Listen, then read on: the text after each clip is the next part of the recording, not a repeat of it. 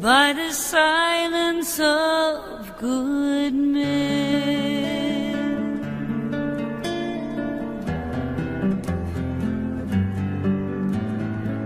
Silence is golden, well, that's what they say.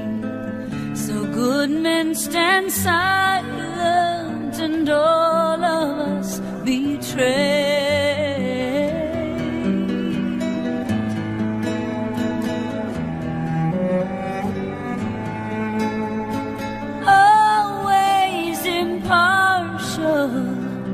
Just watching from the side, careful to cover the fears that they might hide. Don't have to tell lies or reach a helping hand, but their silence speaks across the whole land.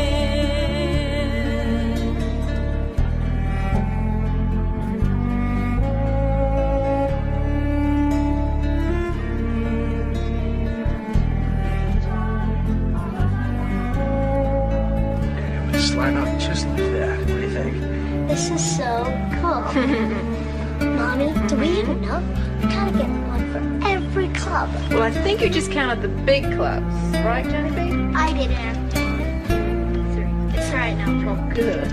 If we don't have enough, can we come back for more? Sure. They're perfect. Aren't they? Daddy's gonna love them. Can I help wrap it up? Can I help wrap it up? Of course.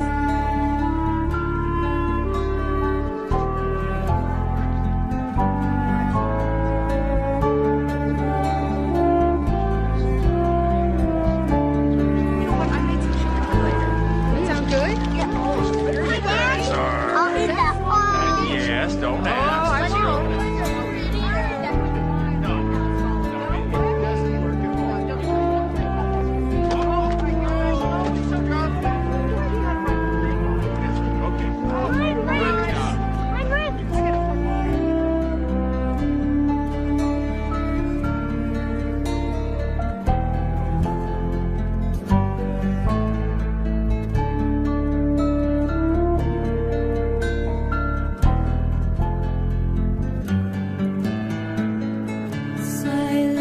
Is golden, well, that's what they say. So good men stand silent and all of us betray.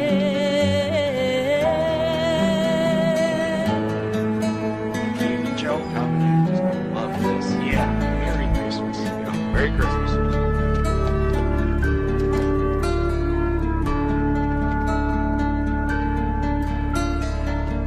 There's always evil that hides in this world, and then the evil endures by the silence of good men.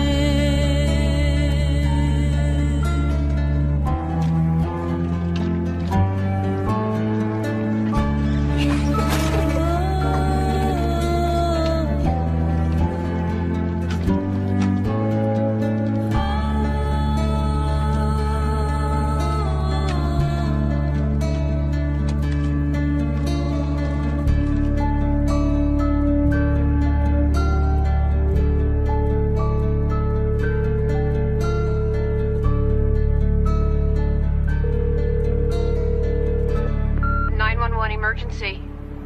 My daughter's missing. I think that she's been kidnapped. Where are you now? 755 15th Street. 272 and a car to cover. We have a kidnapping. 272 en route from Pearl Street.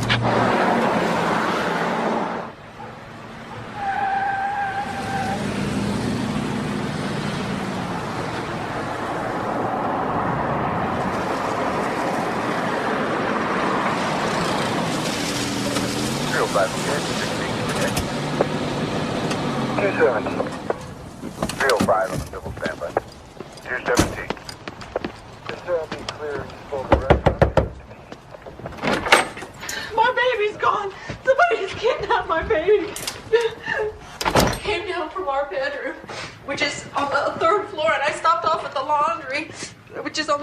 over so that I could just wash out one of her jumpsuits, and then I came downstairs, and that's when I saw it. It was here. It was right here. Oh, shouldn't you close the airports? What about roadblocks? What do you do first? One moment, sir. Is this where you found it, ma'am? No, I found it right here on the stairs.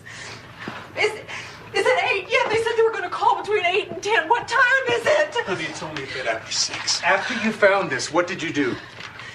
I ran back upstairs to her room, but she wasn't there. She wasn't in her bed. She was nowhere. Honey. They're going to call between 8 and 10, and we have to follow their instructions to the letter. It says if you want her to see 1997, you have to follow our instructions to the letter. Honey. Oh, Jesus! They're gonna cut off my baby's head! What? Read it! It says that if we talk to you, she's gonna be beheaded! Honey, easy does it, easy. Come on, honey. Call the Reverend Hoverside. Don't you want to talk to him? I want to talk to my baby! Come on, honey. Let's call Priscilla. Good night. Almost everyone's on vacation. Okay, Art will be called. Linda, hi, Bob Whitson. Listen, lucky I got you at home. We got a report of a kidnapping of a 6-year-old girl, and there's a ransom note. Just come in. I need Patterson and Trujillo. When was the last time you saw her? 10:15 last night, 10:30. I went in right after that and dressed her and sang her a song. And you didn't see her after that? No. All right. This is her room. Did you hear her? I mean, did you get out of bed for anything? A snack, a glass of water, or the bathroom? Our bedroom is on the top floor. It's in the front. This is the back. It's hard to hear. Oh, honey. This isn't helping. Come on, let's get out of here. Who else was in the house? Just Burke, our son. Where's his room? He's way in the front. Did he hear anything? Do you know? He's still asleep. Could you show me his room? Should I go to the bank? The kidnapper told me to go to the bank. He wrote that she's safe and unharmed. Of course, he has to say that to get his money, doesn't he? This is Sergeant Whitson at Boulder PD. I've got a kidnapping, and I'd like an FBI liaison. Make sure he brings the protocol manual.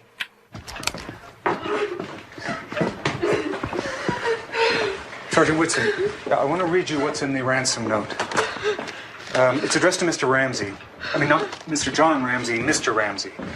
$118,000. Oh, John, but Patsy called. I thought you'd had a heart attack. Patsy, what is it? What's wrong? Immediate execution, that's 1. Beheaded, that's 2. She dies. Yeah, it's signed Victory SVCC. No, sir, I have no idea. Well, a bunch of their friends have come over. Yeah, altogether, they threatened to kill her 6 times. Barbara. Is Patsy all right? She's in there. Yes, sir. You got a hold of Art? On her way. What about Larry Mason? Where's he? He's also on vacation. Well, get him in here. Okay. Take this immediately to Commander Eller. Mr. White and Mr. Furman are going to take you over to play with Daphne for a while, okay? Attaboy.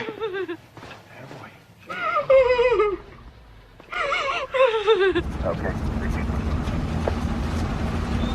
404 others into 123. Good night, sir. And Hello, Reverend Overstock. Thank you for coming. Of course, John. Family's well-to-do. Yeah. John Ramsey has a business in town. 400 employees called Access Graphics. Well-connected, I'm told. Just wanted to Check it let out. the DAs Thanks. know that we have a report of a kidnapping for ransom in the University Hill 3 district. copies. I don't want Yeah. anyone handling the original, and give me one. Linda, the victim's name is JonBene Ramsey. Little girl, 6 years old. Kidnappers are going to call between 8 and 10. 755 15th Street. That's where you're going. Parents are there.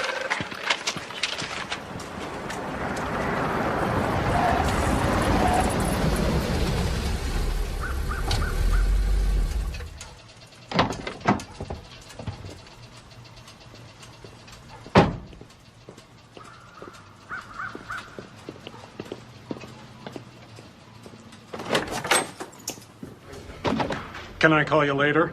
The FBI is here. Hey, Ron. Where are your people set up? In the house. The note says they're watching the house. You know what I find really strange about this? They only ask for $118,000. In John's case, they could have asked for $10 million. Whoever wrote it is educated. Attaché. That's not a word any thug can use. And hence. Who says hence? And use that good Southern common sense of yours. John's not from the South. Patsy's from the South. Maybe it was meant for Patsy. But it's addressed Mr. Ramsey. Patsy, don't you find that really weird?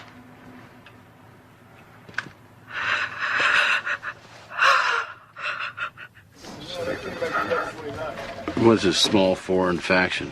Terrorists. It's like the war and peace or ransom notes.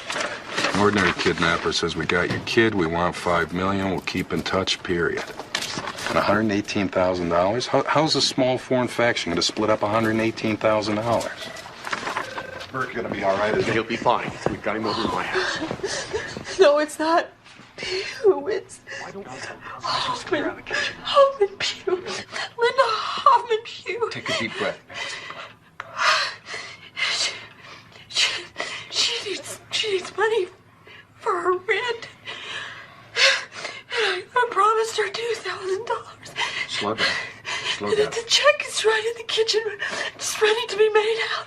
Does she have the key to the house? Of course she has a key. She cleans for us.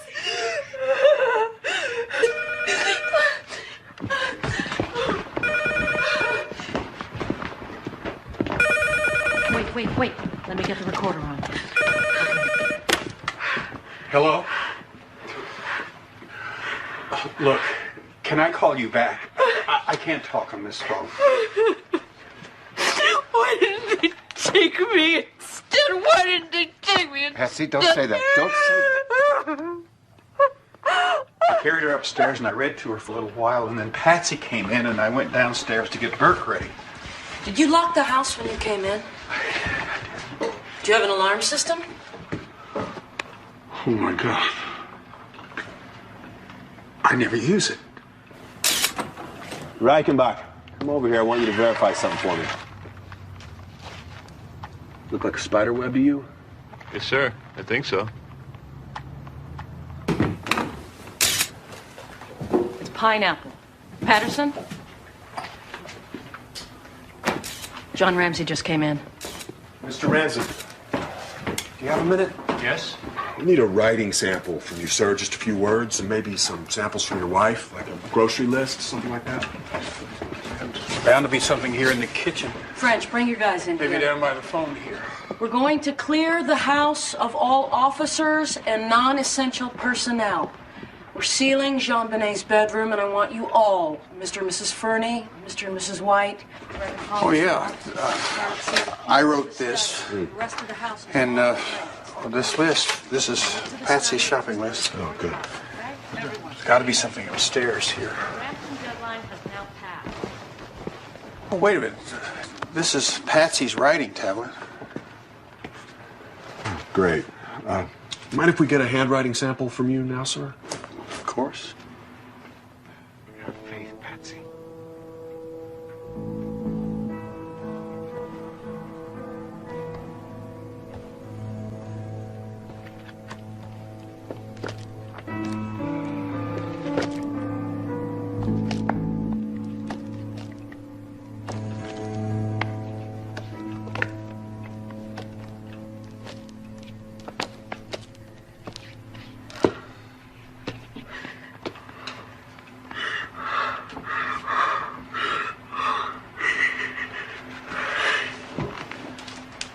Patsy, pray with me. Let's pray together. Our Father, who art in heaven, hallowed be thy name. Thy kingdom come, thy will be done on earth as it is. Enemies? That's a strong word. John Ramsey isn't the sort of man who makes enemies. What about Mr. Merrick? Well, he claimed Access owed him money, but it all got settled. How much money was he owed? You know, it came out to about the same as John's current bonus. Come again? John's bonus this year. It was $118,000. I don't want to borrow a dog from Aurora. Use one of the sheriff's dogs. Sheriff's dogs are ground scent dogs. We need an air scent dog. So that's what you learned at FBI school, huh? Mm-hmm. Yeah. Yeah, Mason's right here. Hold on. It's Art for you. Yeah, Art? Larry, I've got a house full of people wandering around, and I really could use some backup. This is a 3-story house plus a basement. I can't keep 9 people in sight all by myself. I even think John Ramsey left the house to get his mail a little while ago. Well, Art, why don't you give Ramsey something to do? That way you'll know where he is and hang in there, okay? Hang in there? Yeah, hang in there.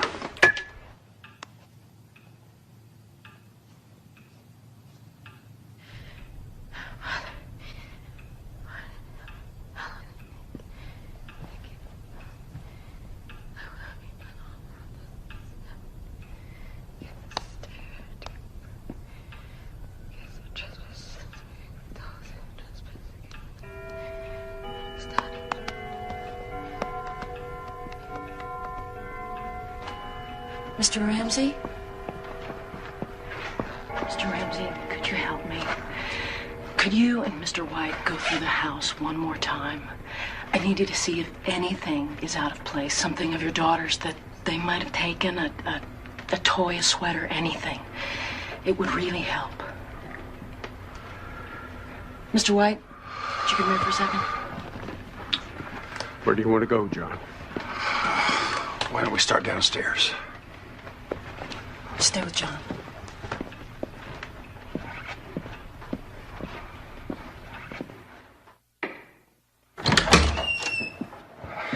Let's go to Burke's train room first.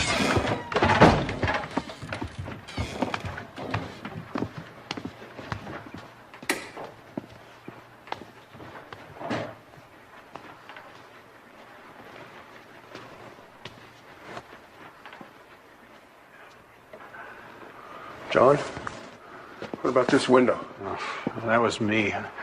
I got locked out in August and I broke the window so I could get in.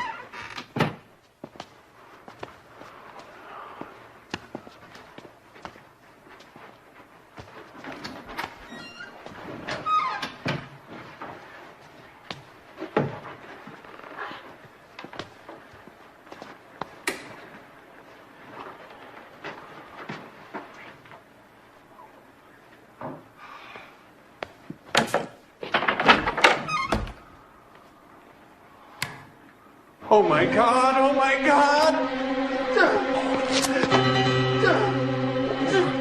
Oh, she's stiff. She's so stiff. I found her! I found her!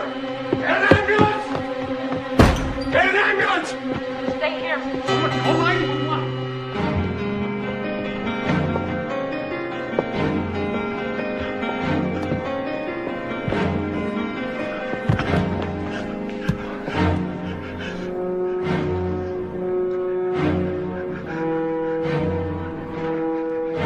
She's dead.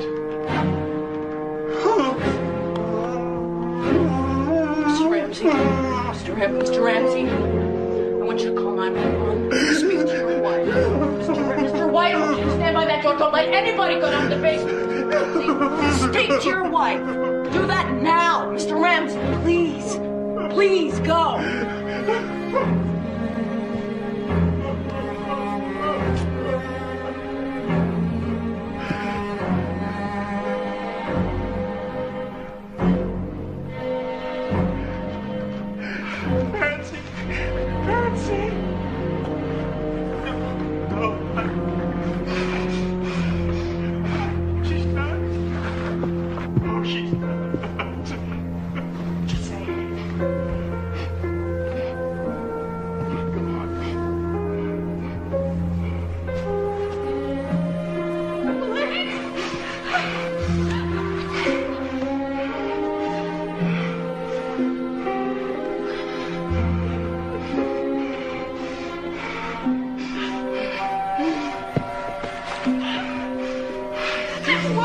Somebody tell me what's going on.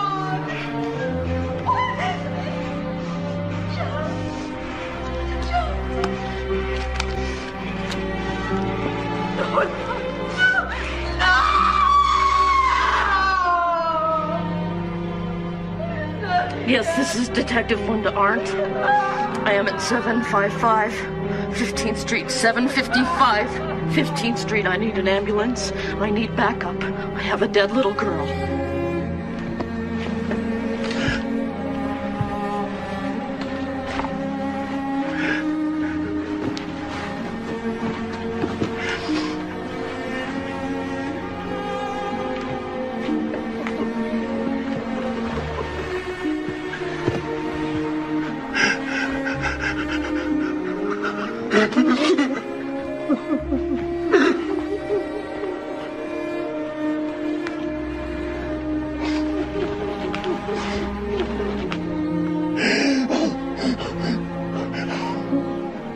My little angel.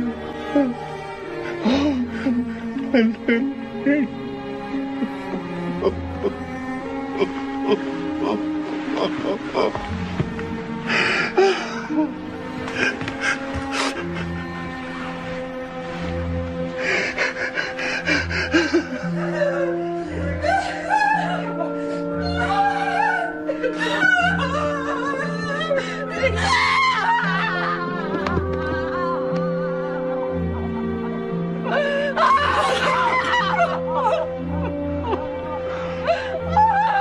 Bring her back! Bring her back to life!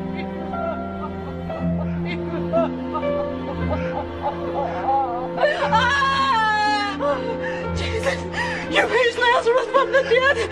Please raise my baby!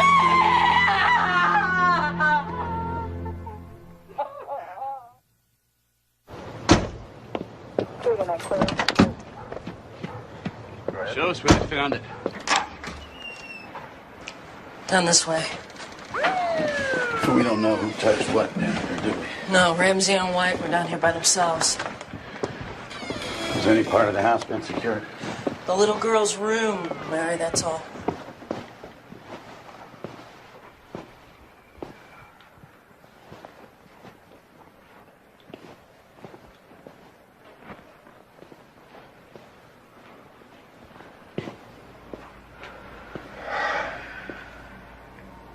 Just doesn't smell right. The strangler with a ligature, then place the kid in a blanket. Kidnappers are out of there in a heartbeat if something goes wrong. We need to secure this house. Linda, why don't you reserve a half dozen rooms at the Holiday Inn? Make sure that the parents are separated. We need to interview all these people. Yes, sir.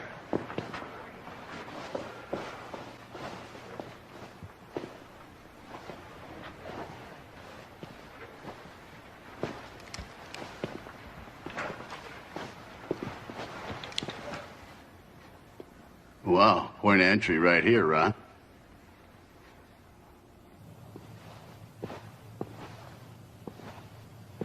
That time we'll clear the house. Okay. All right.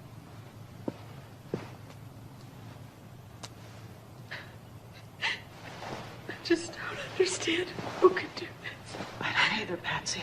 Did you hear anything Mr. Ramsey said to his wife? Linda? Is this everyone? I don't see Mr. Ramsey. Let me check in the front.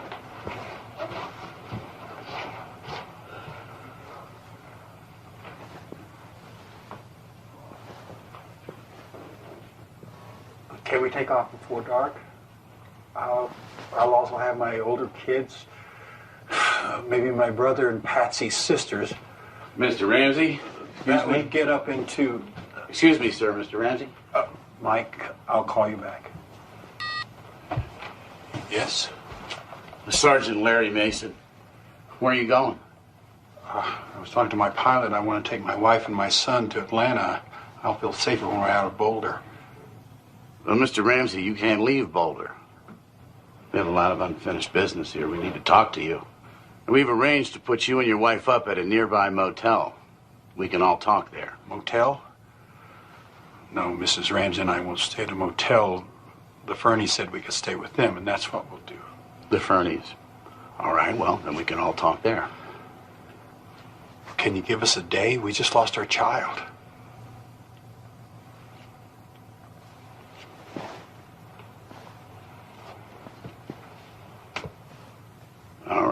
Okay.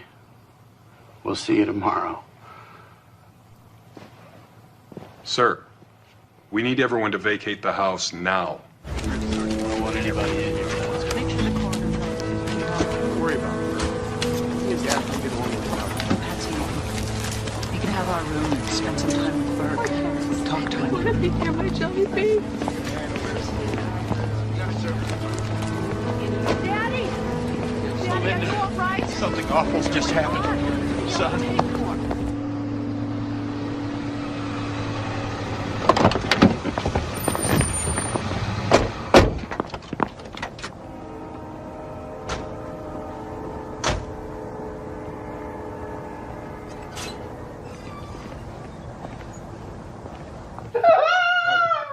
Linda, take a deep breath.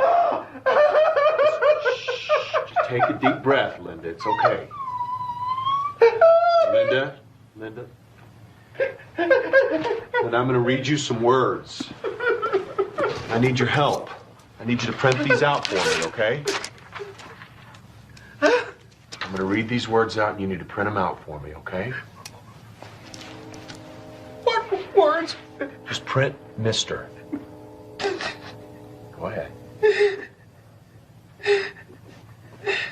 Try it the short way, Linda. M.R. Dot. That's great, Linda. That's great. Now, print the word attaché. You need me to spell that for you? Okay. A-T-T. That's right. A-C-H-E. Great. Great. And now, beheaded. What? Beheaded. No. No. It's just a word. It's just a word. It did not happen to her. It's just a word. Go ahead.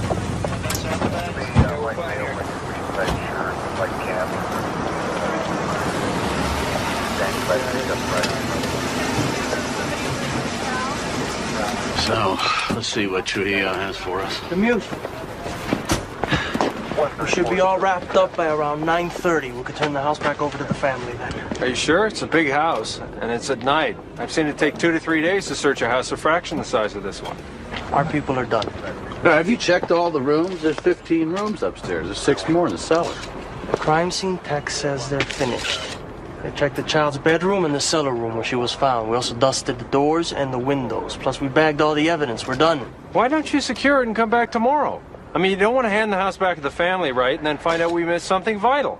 The techs are satisfied. Well, I'm not satisfied. Tom, have you cleared this with Eller? Tom. Hey, Pete Hostrom, please. Hi. Yeah, it's me. Listen, you got to talk to Eller. They're closing down the search. Crime scene belongs to the police. If we say we're finished with it, we're finished with it. It's your call to make absolutely. All I'm saying is, what's the rush? The Ramseys aren't in any hurry to sleep there. The child had duct tape across her mouth. We haven't found the roll that it came from yet. You should be scouring every closet, every drawer, every crawl space, vacuum for hairs and fibers, look for footprints, shoe prints. It's a murder, Commander. I'm head of detectives, Hofstrom, and I sure as hell don't need a DA to tell me this is a murder. It's a murder, and we don't have any witness. In a murder without any witness, there's no such thing as too much physical evidence. You have to collect every scrap. This isn't right. It's just it's not right. I don't know. Maybe Eller knows something we don't know.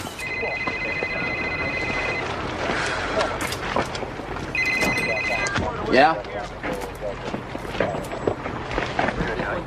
Yeah. You bet. You got it.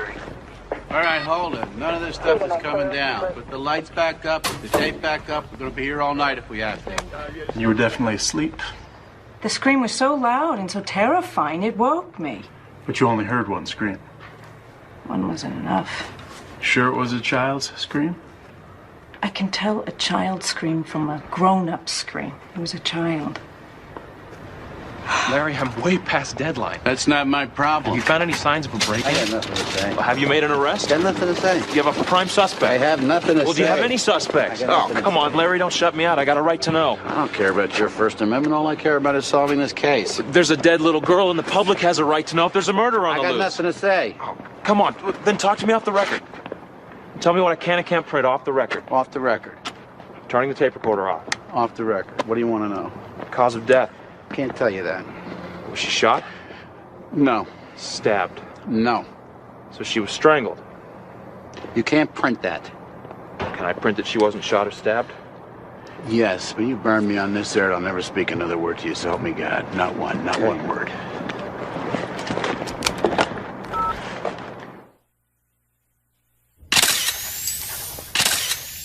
The decedent is wearing a long-sleeved, white, collarless shirt. Tied loosely around the right wrist, overlaying the sleeve of the shirt, is a white cord. Do you ever mention that before? He'd broken into his own basement? No. And you believe him, that he'd do something like that? Of course. Why would he lie? Okay. So the two of you come through the room with the broken window, you go through the boiler room towards the door at the end, and Ramsey's ahead of you, is that right? Exactly. Like earlier. Like earlier? What do you mean? Were you two down there before? Not John. Me. I told you that. Or did I tell the woman detective? Maybe I told one of the uniformed policemen. I know I told somebody. Well, tell me now. Well, a few minutes after my wife and I got there, I searched the house. You know, room by room. JonBene. John. Then I went down into the basement, and that was the first time I saw the broken window. Actually, I picked up off of the floor a shard of glass and placed it on the window ledge. Then I went through the boiler room to the room at the back. I opened the door. You opened the door? Yes, but I didn't see anything. The room was pitch black. I felt around for a light switch, and when I didn't find one, I went back upstairs. Did you see anything? The room was pitch black. Mr. White, what time was this? Maybe 6:30. Somebody got into that house. I don't know how, but they did. They wanted to hurt that family. They're a beautiful family. And she was the most beautiful child.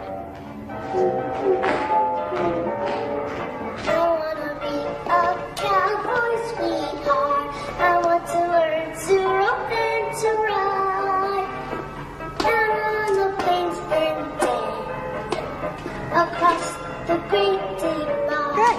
Let's do it again. And again and again and again.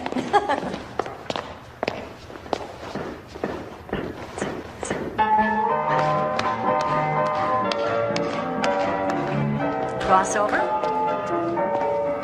I wanna be a cowboy sweetheart. I want to learn to rope and to ride. The pageants were Patsy's gigs. Well, she had the money, she had the costumes. And she had JonBene. You've got the picture right there. Wrapped around the neck is a length of white cord, which is flattened and measures approximately 1/4 inch in width. It appears to be consistent with the cord that is around the wrist. This wooden stick is irregularly broken at both ends, and there are several colors of paint and glistening varnish on the surface. Fluorescent examination indicates smears of residue on upper right thigh. Marking is item 24. I hear she's still wet the bed. Is that true? Oh, yeah. Every morning. When I came in, Patsy already had the sheets off the bed and into the washer. The blanket was already in the dryer. Which blanket? JonBene has her own special white blanket. Did Patsy ever get upset by all this bedwetting? I mean, day after day washing those sheets? What's the big deal? The washer's right outside the bedroom. Do you ever notice any unexplained bruises? Unexplained? You know, a bruise that doesn't look like it was made by a fall or a bump. No. Did she ever complain to you about being hit by either of her parents? No. Did you ever see Patsy or John raise a hand to her? Never. Never. You don't understand these people. Patsy is just a sweet person. She spends every spare minute with those kids. Bedtime stories, school projects, whatever they needed. The Ramseys loved their children. As a typical kidnapping ransom note you might find in any movie scenario. Investigative sources have told us the note directed the family to pay $118,000. It also mentioned future demands, conditions the police planned on meeting. The Boulder police held an 11 o'clock press conference this morning. There wasn't a thorough search of the house conducted initially. It's a fairly large structure, and we had no reason to believe the child was in the house at that time. We were treating it as a kidnapping for ransom, based on the statements of the parents and on the contents of the note. John Eller. Yeah, Captain. Yeah, well, I really appreciate the offer, Captain, but I don't want you to have to leave Denver short-handed, not with all the murders you have over there. I will, and thanks for calling. Back. Everybody's being so damn generous. Denver PD, Sheriff's Office, even the FBI wants to hold our hand. So what do you got? John Eller. Go ahead. The preliminary test indicates that the ransom note was written on paper, torn from a pad, found in the Ramsey house. Thanks. There you go, that's what you wanted. Did you get that? Got it. What else? As of now, we have no indication of forced entry, but the burglar alarm was off and lots of people seem to have keys. Meyer found a subdermal hematoma below a skull fracture, so it's possible a blow to the head contributed to her death, but it might have been the rope around her neck is what killed her, and still have no idea what room she was killed in. The coroner sent a bunch of samples to the CBI labs, and one of them from her thigh. Looks like it might be semen. Seaman. Okay. I want the Ramseys questioned as soon as possible. You know, Walker doesn't think there ever was a kidnapping. Well, I got a lot of questions, and I'm sure we should be faster than yesterday. Don't count on getting a whole lot of the mother. The lawyer says she's heavily medicated. Good evening, I'm Michael Bynum. I'm a friend of John's and general counsel for Access Graphics. Please come in. Linda Hart. They're, broken-hearted, doesn't even begin to express how they feel. Larry Mason, Boulder Police. Jeff Ramsey. Sergeant Mason, Detective Arndt, this is John's brother, Jeff. Mr. Ramsey, may I? Sure. Well, sir. First thing that we want you to know is that your help and your wife's help absolutely vital in helping us find the killer. What we need to do is go minute by minute through the other night and yesterday morning. Now? Well, sir, yes. Well, yes, sir, absolutely, now. And we found these things, Mr. Ramsey, now, and these that the sooner you get going, the better, while memory's still fresh. All I'm thinking about right now is my wife, your family. You saw her. Yes, sir, we understand, but for our purposes, we have to move on. I can't think straight right now. Can I call you with a good time for both of us? I would appreciate that. The death of 6-year-old JonBene Ramsey has put a cloud over this quiet Boulder community. It is the city's first homicide of 1996. And the fact that this talented little girl was found strangled to death in her own home in an upscale neighborhood has many in shock. It doesn't seem random to me somehow. It seems like there's something fishy kind of behind it. And that's what's really kind of shocking. Not that it would happen there on 15th Street, which is a nice part of town, but just that it would be, I don't know. It just kind of gives me the creeps. Well, so far our A-list includes the housekeeper, the gardener, Santa Claus, the seamstress, the Fernies, the Whites, and of course all of the Ramseys. Yeah. Yeah, hold on. Linda Arndt. Hello, Mr. Bynum. Sir, can I put you on the speaker? That way there'll be no misunderstanding. Okay, Mr. Bynum, will you repeat what you just said? Certainly. In my capacity as a friend, I've advised John and Patsy Ramsey not to give any testimonial evidence until they have chosen a lawyer. Mr. Bynum, I'm going to put Larry Mason on. You remember him? Mr. Bynum, the Ramseys have yet to retain a criminal attorney? Not yet. I also want to inform you that right after the memorial service here tomorrow, they're taking the body to Atlanta for burial. In that case, we would like the Ramseys to come in today so that we can collect non-testimonial evidence. Fingerprints, saliva, hair, handwriting, blood. I'll have them available by late afternoon. See you later.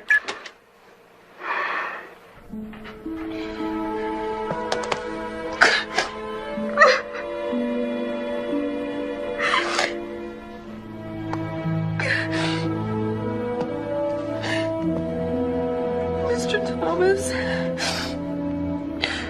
let's help find who killed my baby. Mr. Ramsey, could you complete the handwriting sample, sir?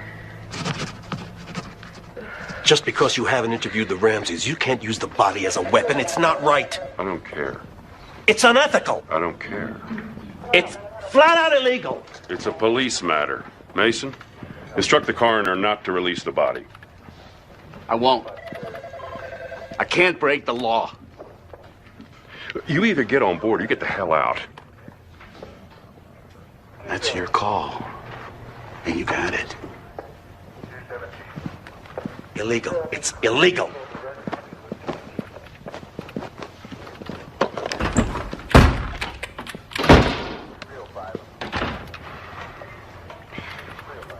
John Meyer. John. Yeah, it's John Eller. Listen, why don't you take another day or two with the Ramsey child? You might find some additional evidence.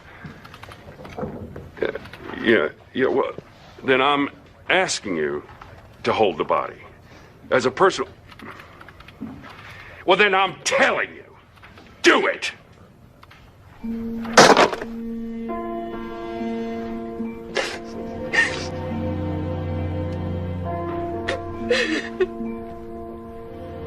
Just one more saliva sample and we'll be done. I did not kill my baby.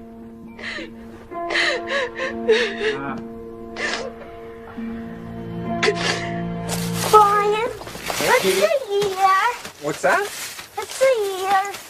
A year. Well, that is the amount of time it takes for the Earth to make a complete trip around the sun. So I've been around the sun almost 6 times. I guess you have, yeah. How many trips have you made? Oh, well, I've been around 27 times. So many trips. Yep. So many trips. Roses. Whoa, that's a big rose. Ow. Brian, do roses know their thorns can hurt? Well, I don't know if they know they can hurt. The thorn's there to protect the rose from animals. Let me see. Oh, don't pick up the leaves, JonBene said to me. I want to play with them. She said her daddy and her did that last year. And, quietly, she said, I wish he was around more. I really miss him. God, then she started to cry. I mean, the tears are just rolling down her face. I miss him a lot, she said. The murder of JonBene Ramsey, Little Miss, Colorado, 1995, has raised many questions regarding her involvement in the child beauty pageant world. One of the murdered child's dance instructors has suggested that the provocative nature of JonBene's performance was encouraged by her mother, herself a former Miss West Virginia. Critics argue these pageants sexualize young girls and inadvertently are creating a hunting ground for sexual predators.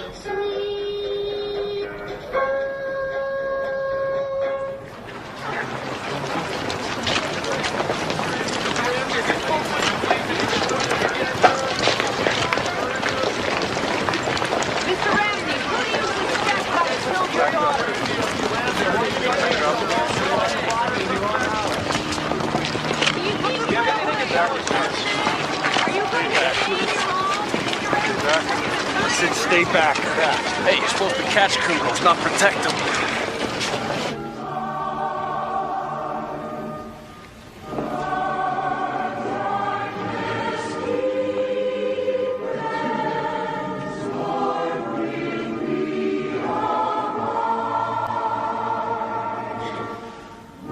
We live in a cruel world.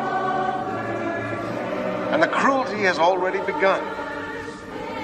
There are already venomous rumors starting to circulate. Let me just say this to all of you right now. Nobody in this family had anything to do with this child's death. So we can only pray that this terrible thing can be resolved soon, so that this family can find some measure of peace in the knowledge that their child is with God, just as God is with them.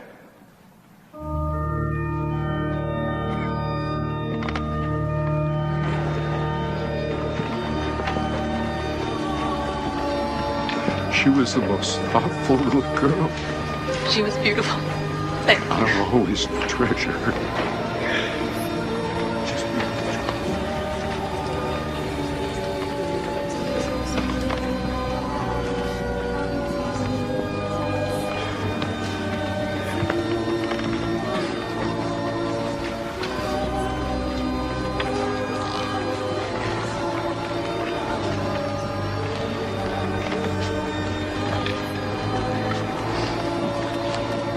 Oh, Patsy. I don't know what to say.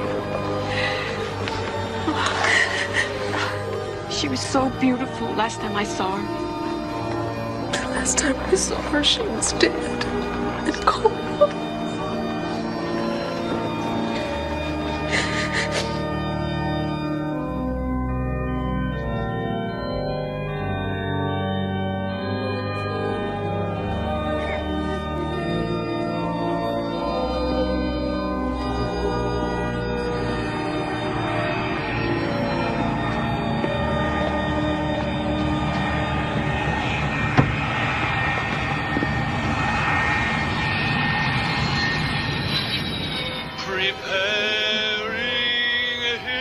The tiny body of 6-year-old JonBene Ramsey seems light compared to the heavy hearts at her funeral. Her parents, John and Patsy, brought her back to their former Atlanta church, a place they used to call home. Family held one another tight, huddled close. Patsy told me that JonBene and she sang together, wherever we go, whatever we do, we're gonna go through it together. JonBene was found murdered in her Boulder, Colorado home the day after Christmas. The Little Miss Colorado beauty queen's life ended in strangulation. Today, her casket parted through.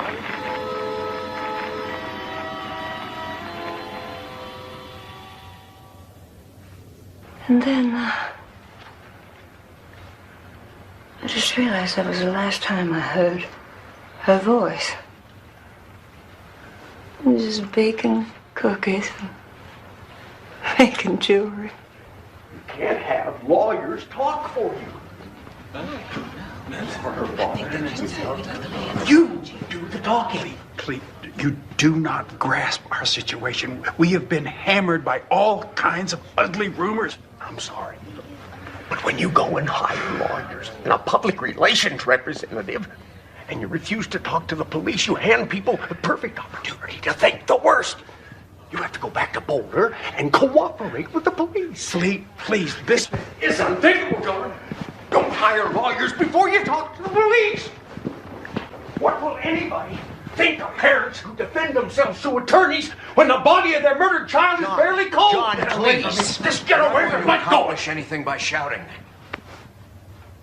The top Boulder legal expert warned yesterday there was nothing inappropriate about John and Patsy Ramsey leaving the state to attend the young beauty queen's funeral in Atlanta. And now today's half. Dad, the great thing about narcotics is that there are no mysteries. The only question is what day and what time the dope shipment arrives. Hey, Karina! Is this steak almost finished? Because I gotta go in like an hour. I thought what you really liked about narcotics was running around in those silly disguises. First time I met him, I actually thought he was a hippie burglar. He'd be a great burglar. Oh, thanks a lot, Dad. Uh-oh. And Shane Foley's in at the control. Here you go. Thanks. Bro, Karina, medium rare. Actually, I think he would have made a very bad burglar. Always dropping things. Commander Elder, please. Steve Thomas. Hi. No. Yeah, I'll put it on right now. All right. Dad, give me the remote. What channel is CNN on? 17. 17. For our grief to resolve itself, we now have to find out why this happened. There's been some question as to why you hired a defense attorney. It's not just an attorney. We're also assembling an investigative team. I want the best minds this country has available to help us resolve this. What is he talking about? We're the investigative team. Well, what is he talking about? Outsiders outside of your family or circle of friends? Yes. Our family is a loving family. It's a gentle family. We have lost one child. We know how precious their lives are. Police interviewed you. All day on the day of her death. For hours they asked us questions. There is a killer on the loose. Absolutely. If I were a resident of Boulder, I would tell my friends to keep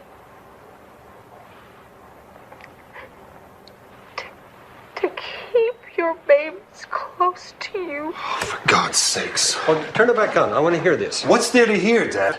I mean, they're too deep in grief to talk to us, but they could talk on TV? I mean, they could go on TV and talk and talk and talk. I want to hear this, Steve. Fine. At least JonBene will never have to know cancer or the death of a child. Yes. There's a killer on the loose. Keep your children close. They make me sick. Oh, I don't know. It's as dumb as hell, but they've just lost a child. Now, maybe they're not thinking smart. You believe them? Well, I don't know if I believe them or not. But I don't disbelieve them either. Excuse me, were you in JonBene's class? Excuse me. Did you ever go to the Ramsey house to play? Excuse me, could you help us just by answering a couple questions? Sweetheart, what's your name? Tell us your name. Did you ever play with JonBene? Let the kids into school, folks. Please stay back. And what's important is you know all of us are here for you. Don't be afraid to come talk to us. That goes for parents, too. Nobody is too busy for you, okay? Yes, Jillian. We only live 2 blocks away from JonBene. What if the bad person comes to our house? I promise you, he won't. I can't even remember when something like this ever happened before. Nobody can. Tonight, you should all feel safe. Yes. Yeah, JonBene's parents could have told her that too. That's true, and they would have been right. This is a rare occurrence. Okay, wait just a second. Oh, come on. Now, I think it might be a good idea if we made some drawings about our feelings, okay? While police try to solve this crime, people in the community wait to hear answers. One woman stopped by the house on her lunch break today to place some dried sage near the family's home. It brings up a lot of issues, and it brings a lot of hurt, anger, that somebody could take somebody else's life, especially a little girl that had her whole life ahead of them. Boulder's mayor felt compelled to attend the news briefing. People in Boulder have no need to fear that there is someone wandering the streets of Boulder, has been portrayed by some people, particularly in talk radio, looking for young children to attack. Boulder is safe. It's always been a safe community. It continues to be a safe community. She admits, though, she's received no information from police, and she's basing her reassurances on media reports that there was no forced entry to the home and that the killer probably had to know the layout of the house fairly well. The detectives expressed frustration about conducting an investigation under the spotlight of the media. Boulder citizens we talked with seemed more interested than fearful of the case. Now, Professor, you teach criminal law at the university. What do you make of the fact that John and Patsy Ramsey have gone and hired separate lawyers? Oh, I wouldn't make too much of that. It's really not unusual for husband and wife to have their own lawyers. Under the law, they're not treated like a unit. They're separate individuals. It's possible that their interests might even conflict. But don't you think it makes them appear more suspicious? Yeah, out there in the world, people imagine that they ought to distrust someone who hires defense counsel. They imagine that criminal lawyers are only for the guilty and the innocent don't have any need for them. But that's a mistake, a foolish mistake. I'd say she behaved like a mother under terrible stress, but is it innocent stress or guilty stress? I couldn't tell. Eller's group seems to have made up their minds. Is one Ramsey or the other? Afraid not.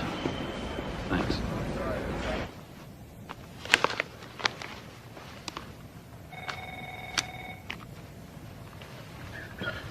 Hello, Alex. Hello, gentlemen. Hawaii agreed with you, I can see by your shirt. It's my Saturday shirt. I knew you had a system. Okay, how do we look? We talking days, weeks, months? Months. The police just finished 9 days searching the house. They logged over 800 items. It's a long road. Anything point to anything? More towards somebody from inside the house rather than an intruder, but until the police do a lot more work, I'd make no assumptions. Autopsy, what did that give us? Vaginal bruising, some stains that look like semen, but the test results haven't gotten back yet. And where are we with the Ramseys? Hair, blood, handwriting samples, but no interviews, not yet. They're barricaded behind their attorneys. Yeah, the rich are circling the wagons around themselves. John Eller's here. Send him in. John, good to see you. According to reliable sources, JonBene was garroted. According to authoritative sources, the ransom demand was for a peculiar amount. According to reputable sources, the paper the note was written on came from inside the Ramsey house. According to unimpeachable sources, the police left a lone detective in the house for 3 hours with 9 suspects. Suspects the detective could not control. This stuff is killing us, and your office is leaking it. We're not leaking anything. Like hell. No, it happens that we talk to the press more often than you do, which has served us pretty well for the last 25 years. No, that's your way, not ours. Anything that gets out hurts us. If it's accurate, it tips off the killer. If it's derogatory, it ruins us with potential witnesses. These stories make us look like the Keystone Cops. All right. Turn off your flamethrower. What is it you really want? The Ramseys have hired Brian Morgan. We're having no luck with them. Tell the Ramseys to talk to us. I'll do what I can. Anything else? We can't do that, John. If the victim's parents were dirt poor, any decent public defender would still advise them not to speak to you. All the Ramseys are doing is exercising their constitutional right. They don't have any rights. Constitutional rights are for people who've been charged. Nobody's charged the Ramseys. Not yet. If they're not suspects, they're witnesses. And under Colorado law, witnesses have even more rights to refuse to talk to you. Or have you forgotten that, Commander? Damn it. Which side are you on? Always a pleasure, John.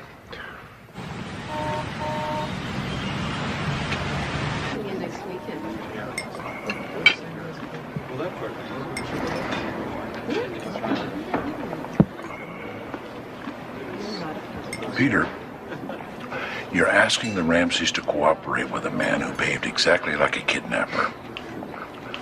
John Eller was ready to hold their child's body until he got his interview. Brian, cut the crap. We've always been square with each other. You can explain to the Ramseys that Eller's just an old-fashioned cop under enormous pressure in a high-profile case, but he still wants what we all want, to catch JonBene's killer.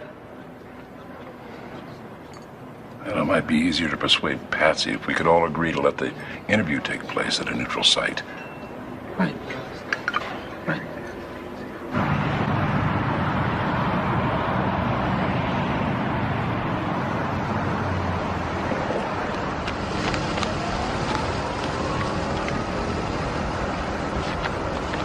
It's a white house somewhere around here. I don't know. It had a big circle driveway. She must have been 6 when these were taken. Do you believe in miracles?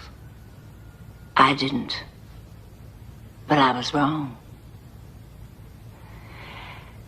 In the summer of 1993, Patsy was in stage 4 of ovarian cancer.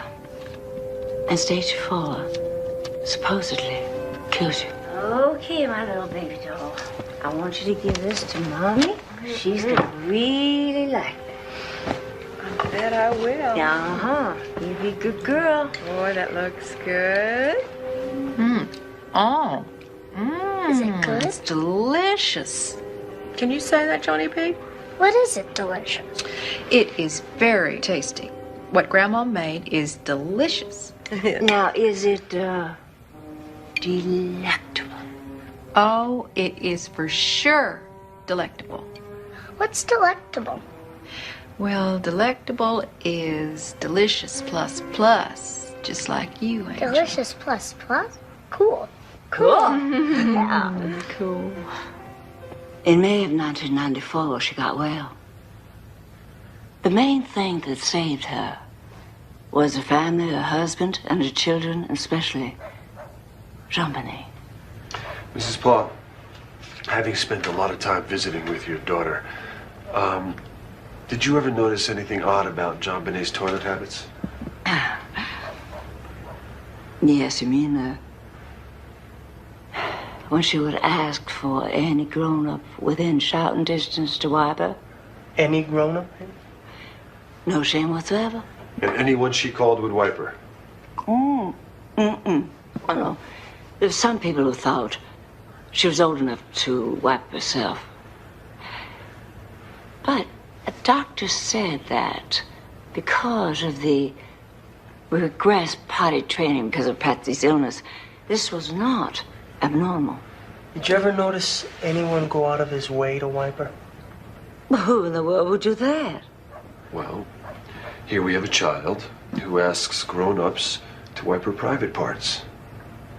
Is it possible someone might see that as an invitation? Oh, I'm not sure that I like what you're implying, sir.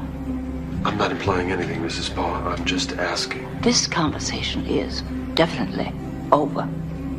I'd appreciate it if you left.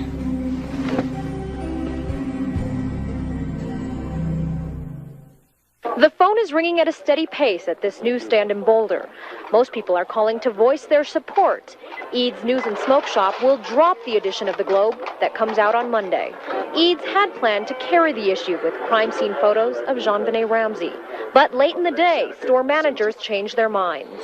They just felt as if it wasn't in their interest to carry something like that. We're in support of the Ramsey family. Pete Roos says it doesn't matter who will or won't be selling the issue.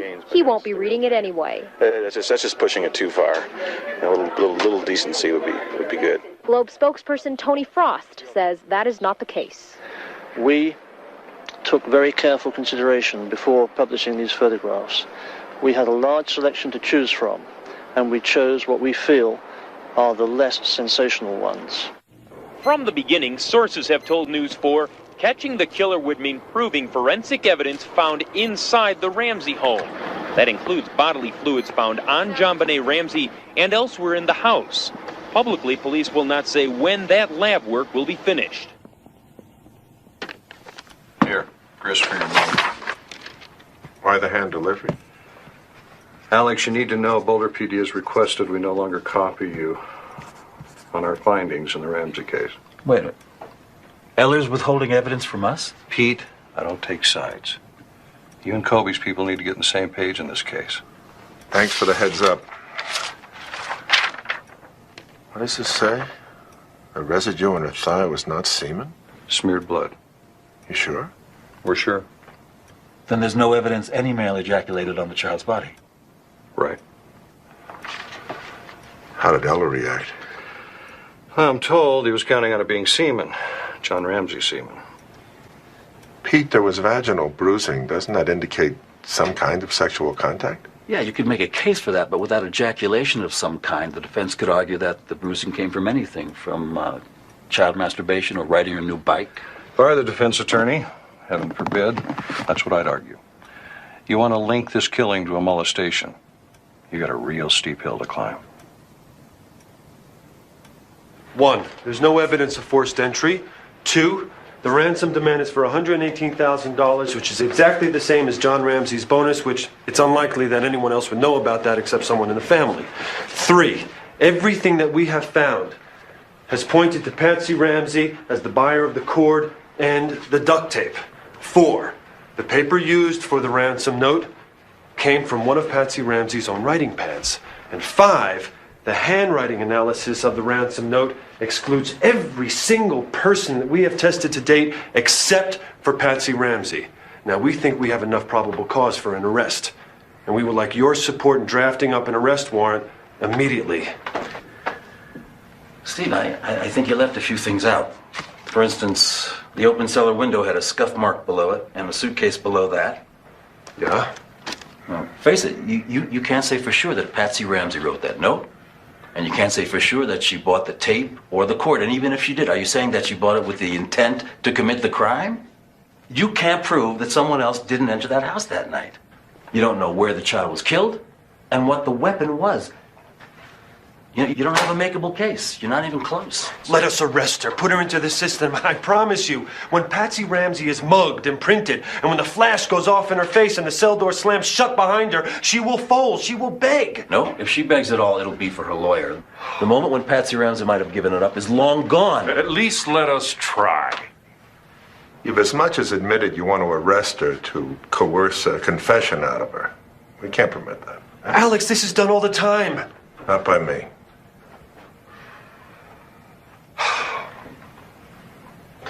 Bring us a case. Newsroom, please. Julie, hi, it's me. Well, it's pretty messy. We're getting nowhere with Hunter's office. Blood all over the floor. Mostly ours. Steve Thomas. Okay. Yeah, that's our case. Okay, slow down. Wolf. What's his first name? Chris. And tell me why you think he was involved. What's your name? Jackie Dilson. We went to a party, but then he wouldn't eat dinner with me, so I went to bed alone. So I wake up around 5:30. This is the morning of the 26th. Right. I wake up around 5:30 and Chris is in the shower, and his jeans and his sweater on the floor, and they're filthy. Now, how did they get filthy? Then that night, we're watching the news, and we hear that the kid is dead, and he goes ballistic. I hope the bastard dies. He was abusing her. There's nothing too evil for him. He's talking about the father. Then the next day, he's like a caged animal. All he does all day long is pace. Pace, pace, pace. Hey, legendary Boulder police. Don't catch child killers, but they sure can't put the cuffs on traffic violators. They can sure do that. We want your help, Chris. Beautiful. Boulder police wants my help, so they bust me. Why should I help? Because you have a suspended license, and we can't ask a judge to let us confiscate your car. No judge will do that. You willing to take that kind of chance? What do you want?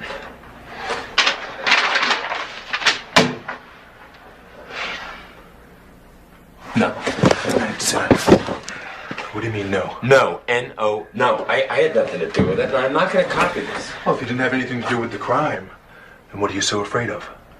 I'm just not going to take orders from you. You save it for the Mollies and the hill rats that you round up on Saturday nights. Hey, Chris, smile. No. Pull your head up. Pull your head up! You like this wolf guy at all, or does he just piss you off? If you like him, we'll work him. If you're just pissed off, I don't want to waste any more time with this creep. He's here. Let's get samples. We can't unless we tie him to the Ramsey case. You want to spend half a day going through every minute of his life? No. I don't want to waste my time on this bastard. Let's book him on a suspended license.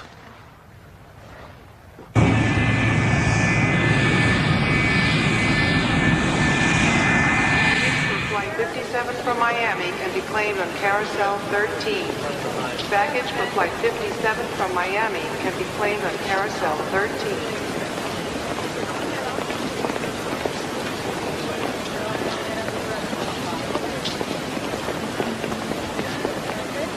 Jeff.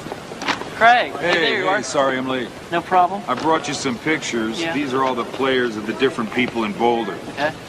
Now listen, I just want you to know that you're not under any kind of time pressure here. Don't feel like you've got to go out and turn up the story of the year your first day. Okay. Just take it easy, take your time, and try to make good sources. Oh, I have written for newspapers before. Yeah, so. but you've never covered a case like this before. Okay. You've got all my numbers, right? Yeah. Give me a call. All right, thanks, See Craig. you.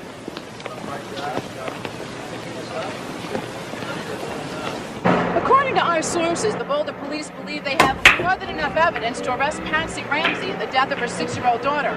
Prosecutor Alex Hunter refuses to back them up. He claims there is insufficient evidence. Julie, did your sources tell us anything about that evidence?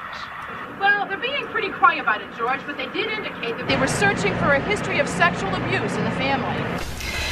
Well, Megan, did you and JonBene play anywhere else? Did you play in the bathroom? I don't know. You don't know? Honey, didn't you have a game you played in the tub? Did you ever play doctor in the tub? I don't know. Did you and JonBene have any secrets? I don't have any. It's okay to have secrets. I don't have any secrets. Are you sure? I have secrets with all my girlfriends. Honey, listen. Why don't you do Mommy a favor? Go into the kitchen and see if they have any extra cookies. Hey. Give the nice lady back her badge. And say thank you. Thank you. You're welcome. Excuse me, I wasn't quite done with her. You don't have children, do you?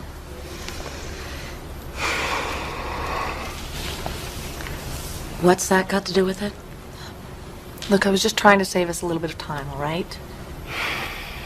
I was hoping that Megan would tell you that the day before Christmas when JonBene was at our house, she had Megan all excited because she told her that Santa Claus was going to come visit her after Christmas. And I said, no, sweetie, Christmas is tonight. Santa Claus comes tonight. And she said, no. My Santa Claus told me yesterday that he was going to pay me a secret visit after Christmas. Bill, nobody's gonna give you a hard time about a casual promise you made to a child at a party. I never spoke to JonBene about visiting her after Christmas. Are you sure you didn't say something like, I'll see you after the holidays? Well, one thing I've learned playing Santa, you don't make casual promises to a child. Why would she say what she said then? Because she's 6 years old. 6-year-olds like to brag. They especially like to brag about how tight they are with Santa. You have no objection if we talk to all the people you say visited you on Christmas Day, do you? No. Or if we talk to your doctor about your condition since your heart surgery? No. You wouldn't mind coming in to give us hair, blood, and handwriting samples? Why should I mind? I'm innocent. All right, listen up. Ladies and gentlemen, the CBI Bureau just found a hair. And they found it on the white blanket the little girl's body was lying on. So, I want pubic and body hair samples from everybody. I want them yesterday.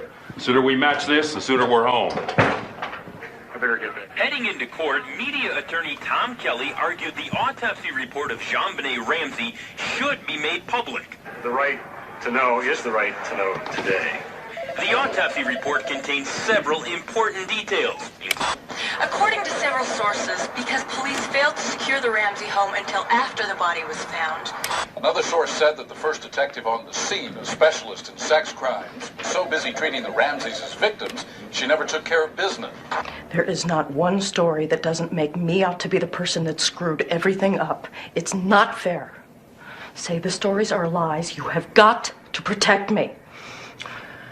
Linda, you know that my policy is we do not discuss details of investigations with the press. You're hanging me out there, Chief. You know, if it bothers you that much, Linda, I can always take you off the case, or I'll just reassign you.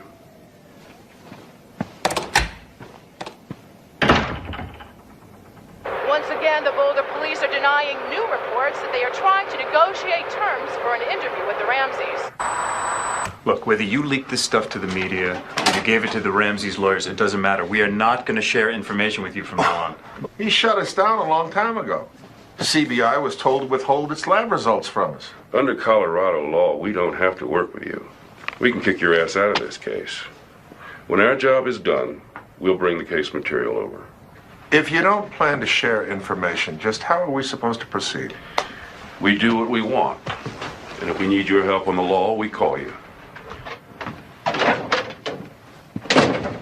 He lets his people get so obsessed with the Ramseys, they won't even see another possibility.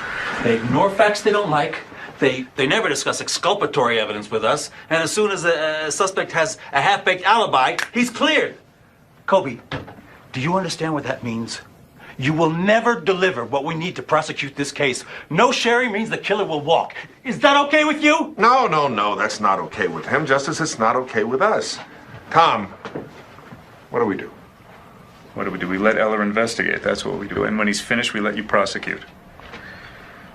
But in the meantime, why don't you and I hold a joint press conference and show the world that we're still on the same side? No. If the police want to go it alone, let Kobe go to the press alone. All right, well, how about we set up a joint war room right here in the Justice Center with everything we have, computers, files, the whole 9 yards, and our people and your people get together for status reports. What about that? So you're saying you will share your information with us?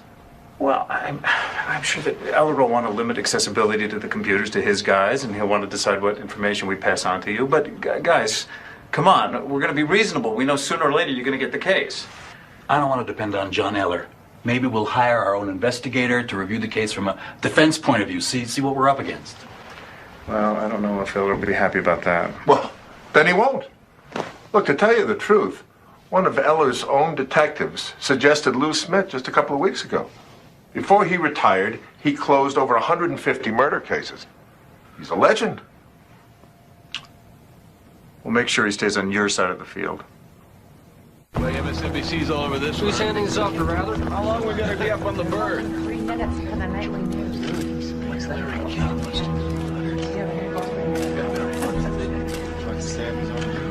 Beautiful. Walters is flying in some shit. They look like the original I have a gut feeling about this case that I don't usually get. And that is that we're going to solve this case. I am not going to file charges until I feel I have it. The road to justice will not be paved with shortcuts. I want to say something through you. I want to say something to the person or persons who committed this crime. To the person or persons who took this baby from us. The list of suspects narrows. Soon no one will be on that list but you. You have stripped us of any mercy we might have had at the beginning of this investigation. We are going to see that justice is served and that you pay for what you did. We will ensure that justice will be served for this community, for this nation, and most importantly, for JonBene. Did a great job, Alex. Really Thanks. great. You did it again.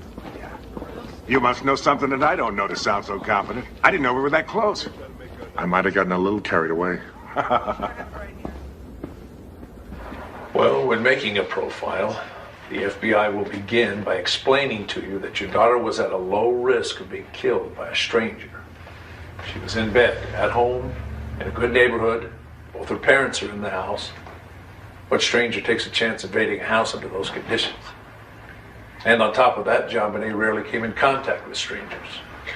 That's not true. She met strangers all the time at the pageants. Are you sure about that, Mrs. Ramsey? Didn't you keep a pretty close eye on her?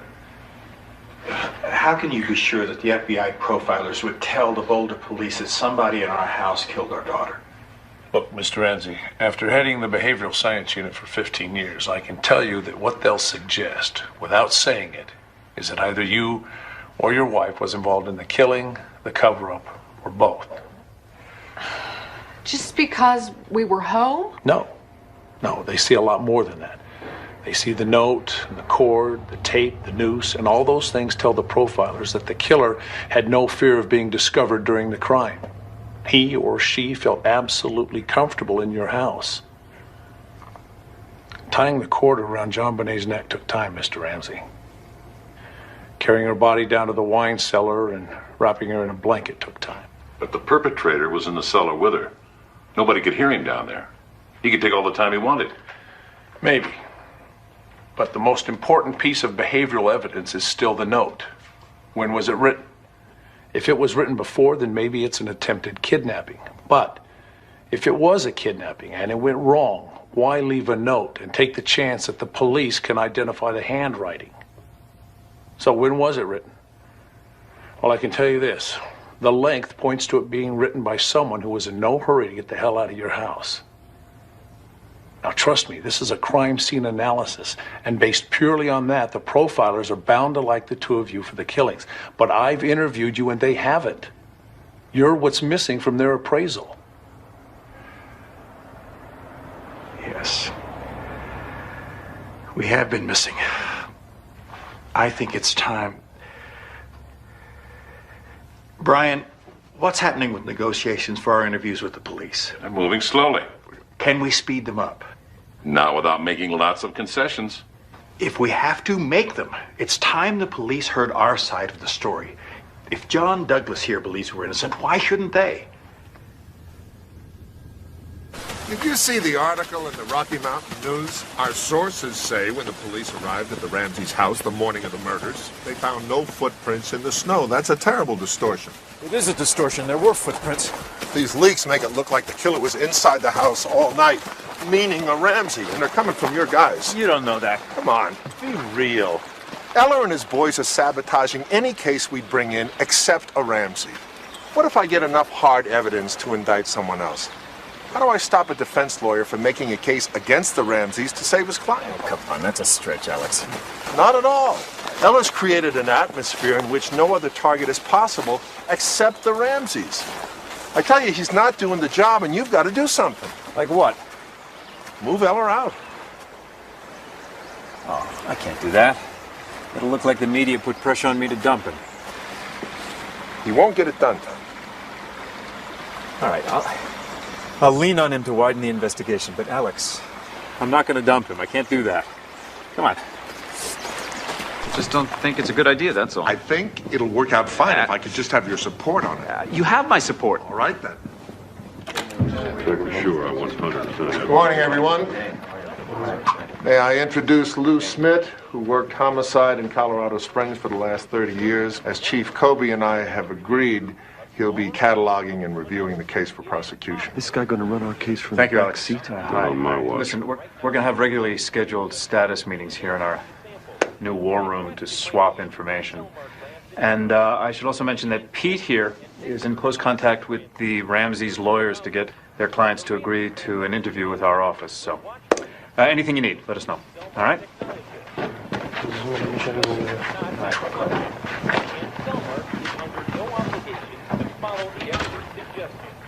Where do we start?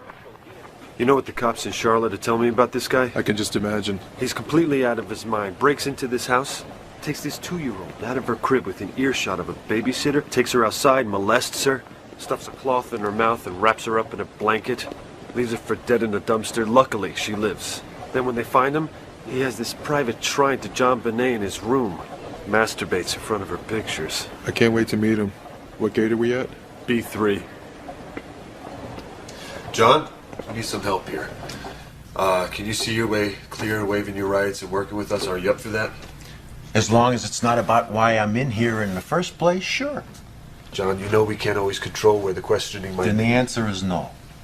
Okay, I give you my word that if we actually... The answer is still no. Okay, Eustace. We confine ourselves to JonBene. Before we ask you for anything. You want more hair? Is that enough? Wasn't there a note? There was, I'm sure of it. So, handwriting, no? Any particular passage? Speaking to anyone, police, FBI, will result in your daughter being beheaded. How much of this crap do you want? That's enough for now. Can we get some saliva? Sure.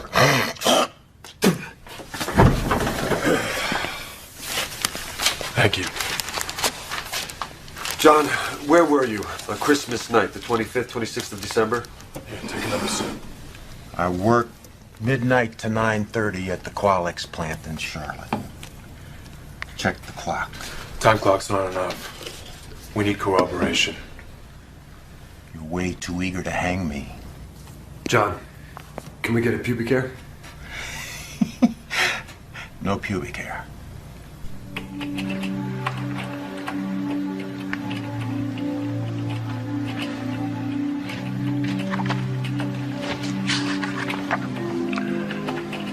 Trip, take a look at these marks.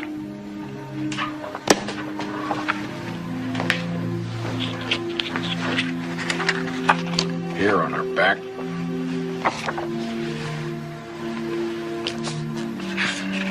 Here below the ear.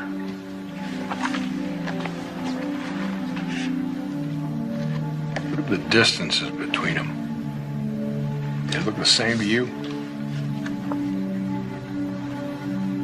Pretty close. What do you think they are? What about a stun gun? Hi, Alex.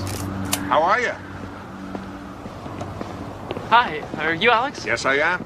Hi, I'm Jeff Shapiro, reporter working on the Ramsey case. How do you do? For who? National newspaper. Oh, see? Yeah. This is called Code of Silence. I wrote about the O.J. Simpson trial. Very interesting subject. You should check it out. Well, I will. Thank you. How's this case going? Close to an arrest? No. The rumors that pedophilia's an area you're going to explore. Any truth to that? Well, we explore every area. Is it true that the stuff found on her body wasn't semen? You'd have to ask the police. But isn't it true that you and the police are on the best of terms? Oh, absolutely not. Geez, I gotta run.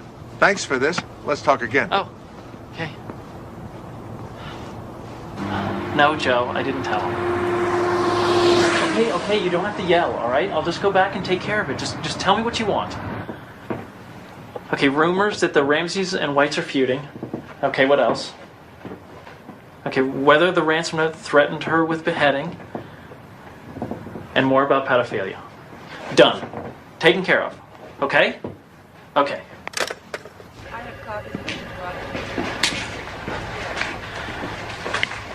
Hi, Alex Hunter, please. My name is Jeff Shapiro. Okay.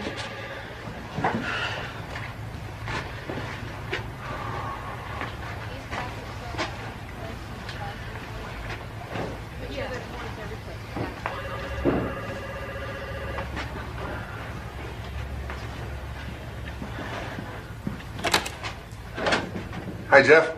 Come on back. Oh, okay. Thanks. So this is all brand new. See, they let me keep my old office furniture when they moved us in here about 19 years ago. It's very nice. Mr. Hunter, I wasn't straight with you the other day. I work for the Globe. I know. I just got off the phone with your editor. Wait, you talked to Joe Mullins? I thought you weren't talking to the tabloids because you were furious at the Globe for publishing the crime scene photos. I was, and I am. Doesn't mean I won't still talk to Joe Mullins, or to you, for that matter. Really?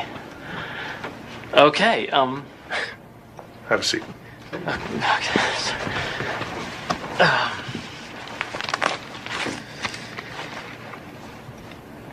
Okay, I heard a rumor that the ransom note threatened beheading. Is there anything to that? I can't talk about the contents of the note. Okay. What did you mean when you said you were going to explore pedophilia? Don't be naive. You got a beautiful 6-year-old girl with a history of appearances in children's beauty pageants. How could we not explore pedophilia? Are you exploring the pageants?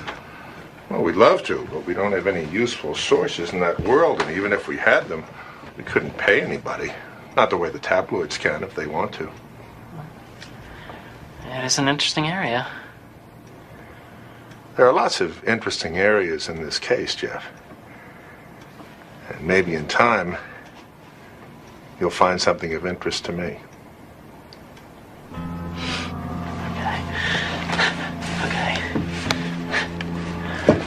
The Boulder Police asked the FBI Child Abduction and Serial Killer Unit to review the conditions for a Ramsey interview. The FBI's conclusion? The conditions were unacceptable.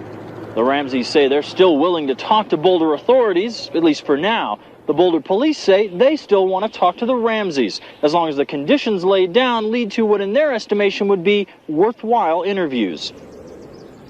The interviews will be conducted by 2 Boulder police detectives chosen in consultation with Alex. Are Alex's own investigators eligible? No, strictly Boulder PD. It's their case. Okay? We know it's their case. Eller does nothing but rub our noses in that. Okay? Brian, is that okay? Can you sit in as an observer? It's up to the police, but I will ask. Now, we have to talk about location. It has to be someplace official. We'd find your offices acceptable.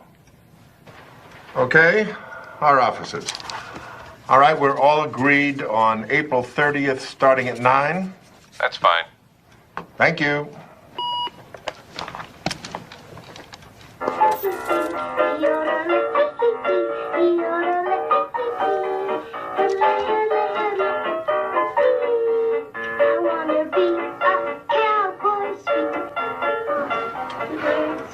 Four months of work for one interview. The autopsy report shows pineapple in the small intestines. Patsy told Art that the last thing JonBene ate was cracked crab at the Whites. Whereas this autopsy report shows that she could have eaten that pineapple later than that. Okay, let's not mention the pineapple. Just let Patsy lock herself into whatever story she tells. Hey, I thought you were in California. Just landed. Look what I got. This is a section of Patsy Ramsey's 911 call that she made at 5:52 a.m. as enhanced by the super text at Aerospace.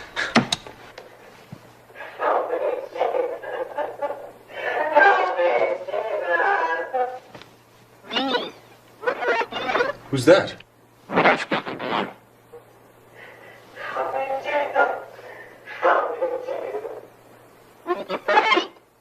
Who is that? I mean, the tape's not very clear. There were only 2 kids in that house. Burke? The brother?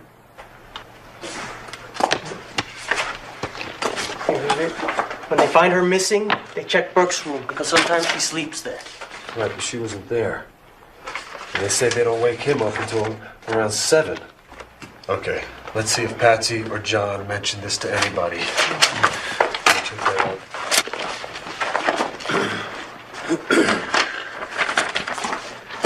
No. No. Burke's not even mentioned. Okay. She's, crazed out of her mind. She's screaming for Jesus. She doesn't see her son. Oh, far-fetched here. But John answers him. Which means that he sees him and hears him. I mean, why didn't John tell anybody? And I can't wait to see the look on their faces when... No. No hint that this boy's voice is on the tape. Otherwise, their lawyers will just figure out how to explain it away. Just let them lock themselves into their story of what happened when she called 911. Hey, Steve, we got them in a lie. Why not use it on... No, there will be a proper time. Mrs. Ramsey, for the record, let me note that you are here with your attorney, Patrick Burke, for the Boulder Police Department, beside myself, Steve Thomas, Detective Trujillo, and observing for the District Attorney's Office, Peter Hofstrom. Okay, Mrs. Ramsey, can we start with the afternoon and the evening of Christmas Day? We can try. Okay. Now, all of you went to dinner at the Whites, is that right? Yes. About what time was that? The afternoon. Nobody has Christmas dinner late. What'd you have for dinner? I'm not sure. Something Christmassy. And about what time did you leave? Let me think. We left Fleet and Priscilla. We stopped by the Walkers and then the Steins. So we got home probably around 10, which means that we left the Whites, I'd say, at 9. Does that sound right to you? She fell asleep in the car. My husband carried her up to her bedroom. And then you went upstairs to say goodnight to her? Yes, to kiss her goodnight. I undressed her as well. John had just taken off her shoes. He then went downstairs. Burke was playing with one of his presents, and John went down to get him ready for bed. Did JonBene wake up? No. Not even when you undressed her? Kids sleep through that all the time. What was the last thing JonBene ate? Do you recall? Whatever it was that we ate at the Whites, I don't remember what it was. Did she have anything when she got home? Not that I remember.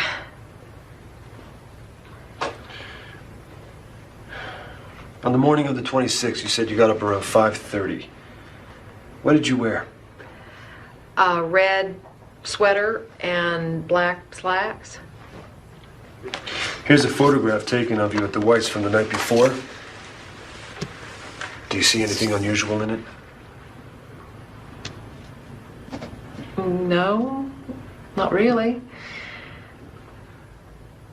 You see that I'm wearing the same sweater and slacks. They were just lying right where I left them the night before, so... Then you checked JonBene's room. And she wasn't there. And you said you went downstairs to look for her and you found the note. Then you ran upstairs to Burke's room. Do you recall that?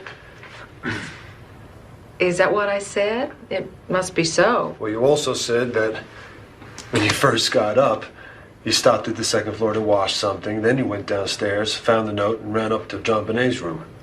Can you tell us which one it was? I don't remember. Either way, she wasn't there. She was gone. When you got to Burke's room to look for JonBene, did you turn on the light? I don't remember.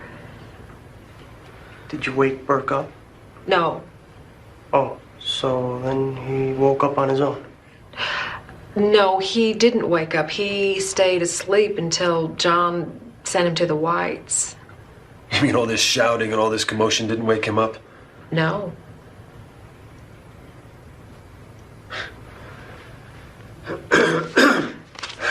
Mrs. Ramsey, how do you feel about the fact that handwriting experts believe that you wrote the ransom note?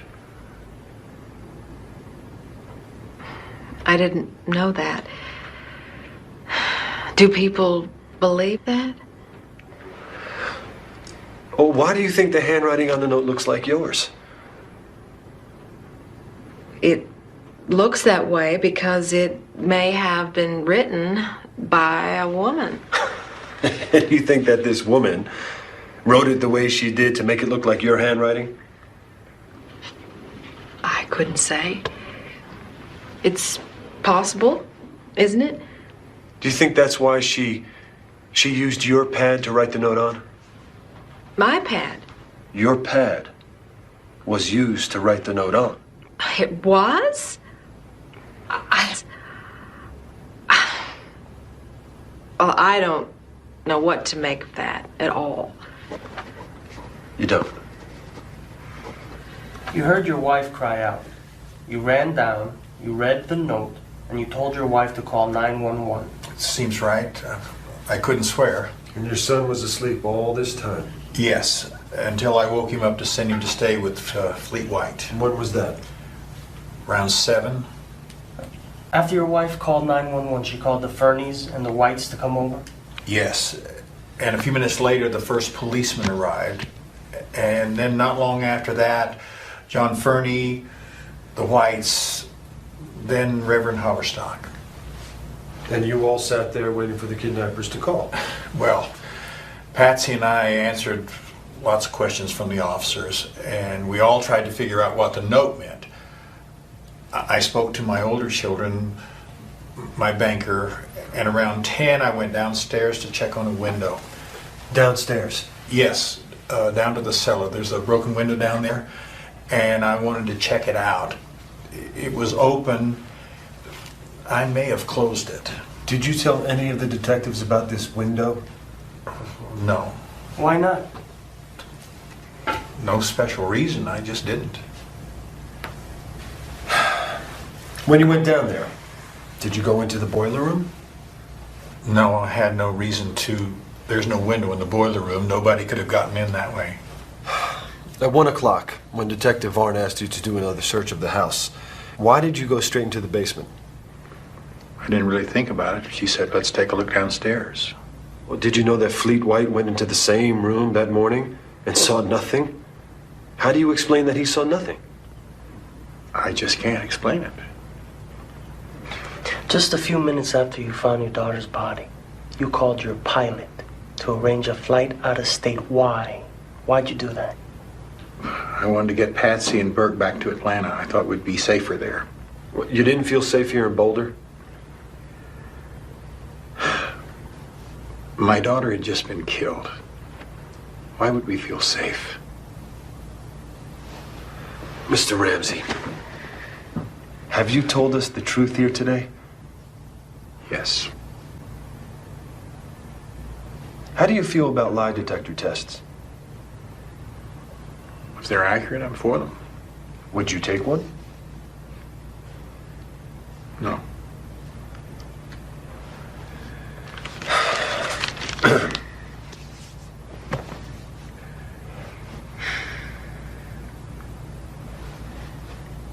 Did you kill your daughter, Mr. Ramsey? No. I did not. I loved her. I can't believe it was somebody we know. Everybody we know loved her.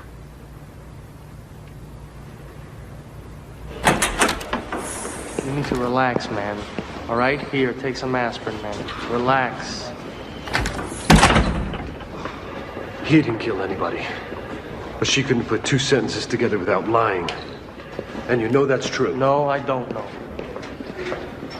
Mr. Thomas, do you mind if we go back to a question you asked? No, not at all. During the break, I remembered what JonBene last ate at the Whites. It was cracked crab. Nothing else? Nothing when she got home? No pie, no ice cream, no candy? No, she was asleep.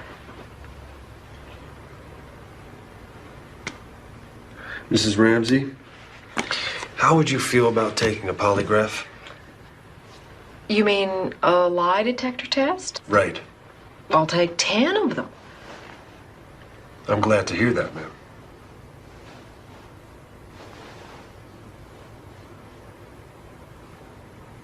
Mrs. Ramsey, did you kill your daughter? I did not kill my child. Did you write the ransom note? No. Is this the lie detector test? No, no. It's just an example of how it might work. Who do you think killed your daughter? I don't know. I have asked myself that a million times, and I don't know. It may be somebody who has a key. There's lots of people who have keys. Who, for example? The cleaning lady, for one. Oh, she has a pretty strong alibi. Well, the old couple across the street, they have a key. They watch our house when we're away. Their alibi is good, too. Mm-hmm. The other cleaning lady, the babysitter, one of them might have done it. Well, which one do you think is most likely? I don't know. I just don't know.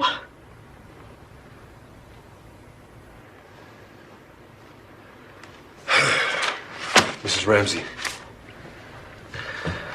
do you feel that the person who killed JonBene deserves a second chance? A second chance?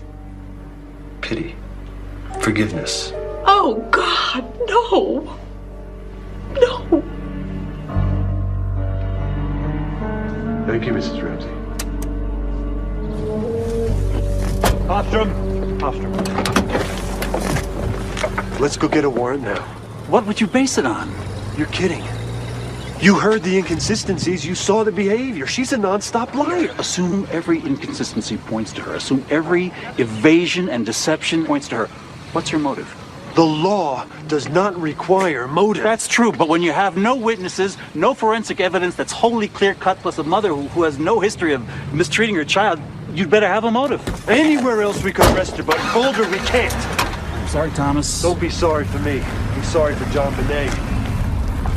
I'm Patsy Ramsey, JonBene's mother, and I'm late. Hey, what's wrong? Peter Hofstrom, that's what's wrong. What's the friggin' Bill of Rights? I'm appalled. What is this? Yeah, I've been watching it. Looks like the Ramseys have decided to go public. To be involved in I can't take this. hideous, heinous crime. Wait a minute. I love that child with She's wearing the same clothes she had on yesterday in my interview. heart and soul. Women like Patsy Ramsey never wear the same clothes 2 days in a row. No. You know what she's doing? She's trying to tell me that it was perfectly normal for her to have worn that red sweater 2 days in a row. That's what she's doing. Some of you may have seen the ad that we placed in our local Daily Camera newspaper. This reward money has been offered since the death of JonBene, but we felt that we weren't getting it out to the public enough.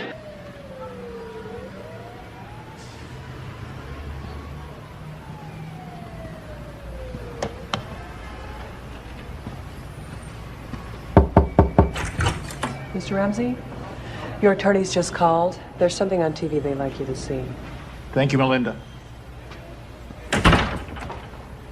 John Ramsey declined to elaborate about who may have authored it.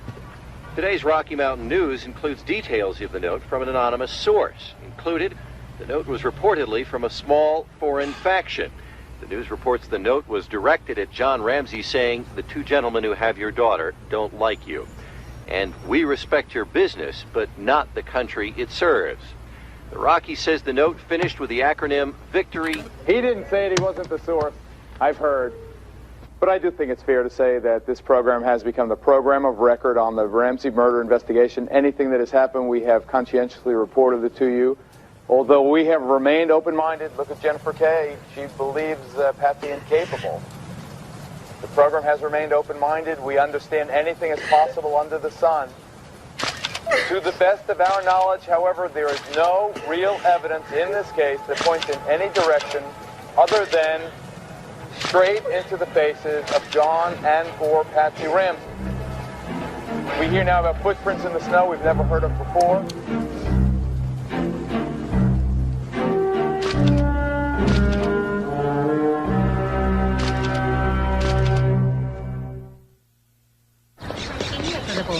I think it'll be about the same last year.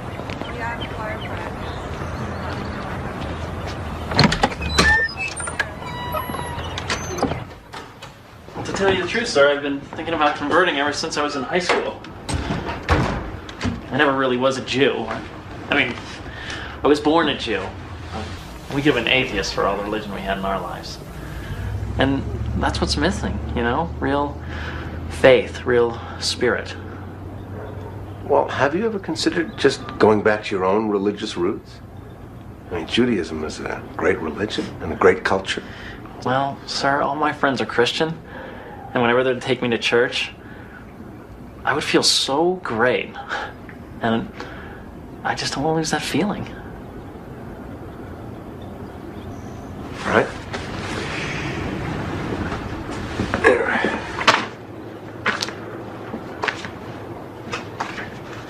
Why don't you read through a few of these?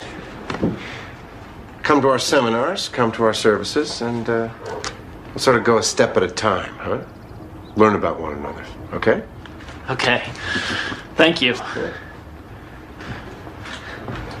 Thanks a lot. For the sake of your Son, Jesus Christ, have mercy on us and forgive us, that we may delight in your will and walk in your ways, with the glory of your name. Amen. Amen. Please, please. Almighty God, have mercy on you, forgive you all your sins through our Lord Jesus Christ, strengthen you in all goodness, and by the power of the Holy Spirit, keep you in eternal life. Amen.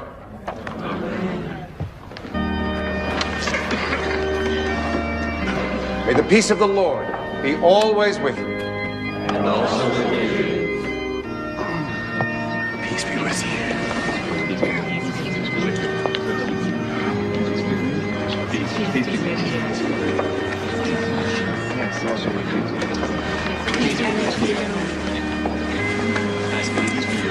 Peace be with you. Peace be with you. Peace be with you. Peace be with you. Peace be with you. Peace be with you.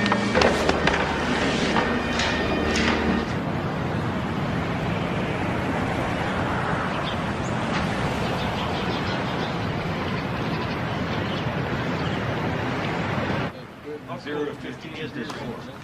This is 4C. I really appreciate you seeing me, Detective. So you work for the Globe? Yeah, I'm a researcher. Mr. Shapiro, I'm Detective Thomas. Hi. Come on in.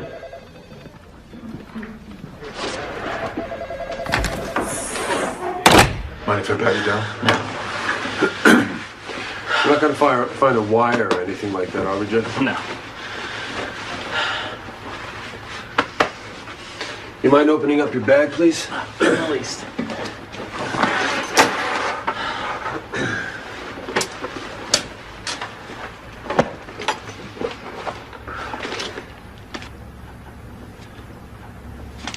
I got the rope at the Army-Navy store and the books from the library. Why do you think this cord means something? I believe that is a match to the one that was found around JonBene's neck. Well, how would you know that? Well, the Globe published the autopsy photos, which I thought was morally reprehensible. Just by looking at a photo published in a tabloid, you decided that this cord was a match. Yeah, as far as I could see, yes. In 1872, when Spain colonized the Philippines, they used the garrote to execute the natives? I'm lost here. Is JonBene killed because she's a Philippine revolutionary? Look, John Ramsey was stationed in the Philippines at Subic Bay. He would know about the garrote. You got any other bright ideas? Autoerotic asphyxiation. Take a seat. Sexual pleasure can be enhanced when you cut off the oxygen supply. Jeff, autoerotic asphyxiation means that you cut off your own oxygen supply. How does that fit in here? He's just a homicide groupie. He just wants to sit with us. Jeff, why don't you go back to your little tabloid, turn on your computer, and go onto one of those chat rooms. Your theory doesn't fit. Alex Hunter seems to think it fits. How do you know that? He told me. You talked to Hunter about this case. Well, Every day. I mean, sometimes I spend hours in his office. Bull. Well, what else do you and Hunter talk about? You name it. Other interesting possibilities. We just sit around and hash out different theories. Which are what kind of theories? Variations on the intruder possibilities. Jeff, you're beautiful. I'll tell you what. You have another good idea? You come to us. You might get better action. The majority of Boulder police officers have long distrusted Alex Hunter and his staff, but now with the media putting the spotlight on Boulder, Colorado, it's only made it Eller's worse making us and look more bad again. It's a big problem. God, I hate that bastard. First he withholds evidence from my office, and then his boys leak what's been withheld so they can give it a little spin. Son of a bitch. Is there anything I can do? Like what? I mean, should my paper, do some background on Eller? You know, there may be something here in his resume. A couple of years ago, he worked for the police consortium, and there were rumors. What kind of rumors? That he had to leave his job early because of some, sexual harassment stuff. If that is true, that is some story. That's what I keep telling people.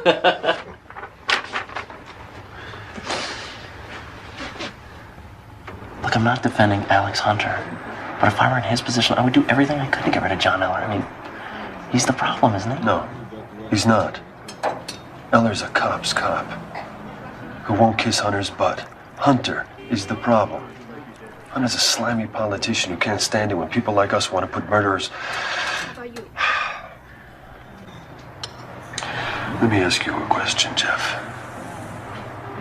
Is your loyalty in the DA's office, the police department, or the Globe?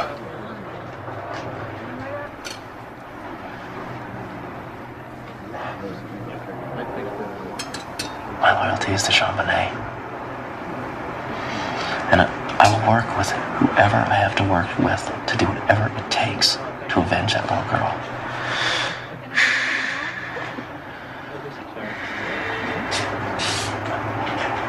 Do you believe in God, Steve?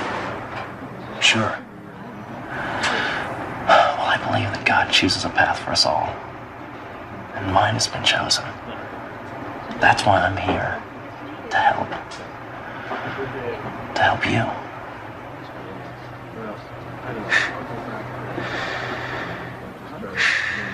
We've got some things coming up. Maybe I'll give you a page. If people think it's not being well handled, they are privy to their own opinions. We are handling this in a highly professional manner. If other cases have taken less time, that's great. This one is taking the time it needs. Urkel did fine. He's like a little version of John. Rawl always makes you see the world. Oh, absolutely. Yes, he does. Coffee smells good. Excuse me, who are you? I'm, Jeff. Jeff Shapiro. Are you a member of this church? Not yet, but Father Haverstock and I are certainly talking about it. Yeah, well, I don't believe you. Why are you really here? Here for the same reason as you, ma'am. Find my faith and be able to keep it. Rawl, I think this man is spying. Spying? On who? What is this about, Jeff? There's some misunderstanding. This woman He has obviously... been following Patsy ever since we came to church. Jeff? I think we better go talk in my office for a second. I'm sorry. Thank you, Susan. Reed's at the top of the list for next week. Jeffrey, I don't know what this is about. But if Susan says that you've been spying, then it could very well be that you have been spying. So why don't you just tell me the truth? I did tell you the truth. I'm a Jew who wants to convert to Christianity.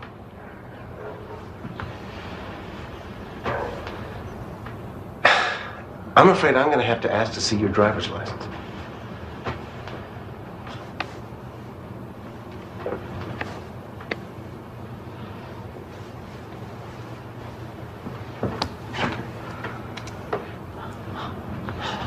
You don't have to treat me like a criminal.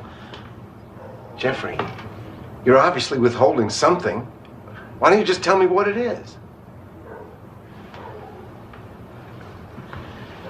Okay. I work for the Globe. The Globe? But that magazine is pure trash. All you do is make up lies about people. We don't, Reverend. We don't lie. Look, my job is to seek the truth. And that is why I'm here, because I believe that the Ramseys are involved in the death of JonBene. If they are responsible for her death, don't you have to do something about it? First you sneak in here pretending to be some kind of convert. And then you lied to me, Jeffrey. Reverend, I was undercover. Like I'm the sorry. FBI or the CIA. I mean, that is not lying. Just doing I'm my gonna have to ask you to leave my house.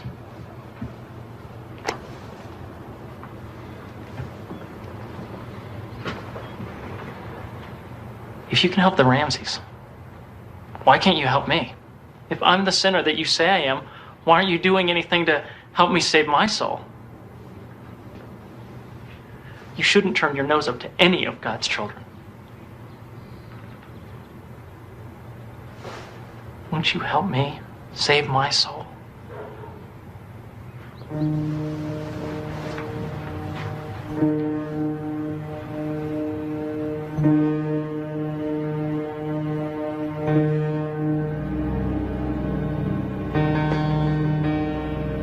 Let us pray together.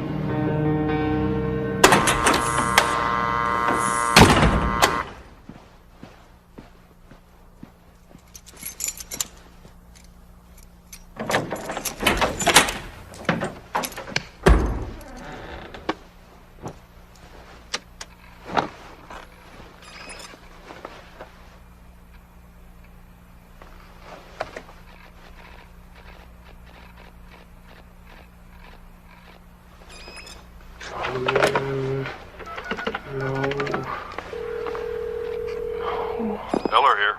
Yeah, boss, I'm not getting a password screen. I rebooted it 3 times. I think somebody broke into the system.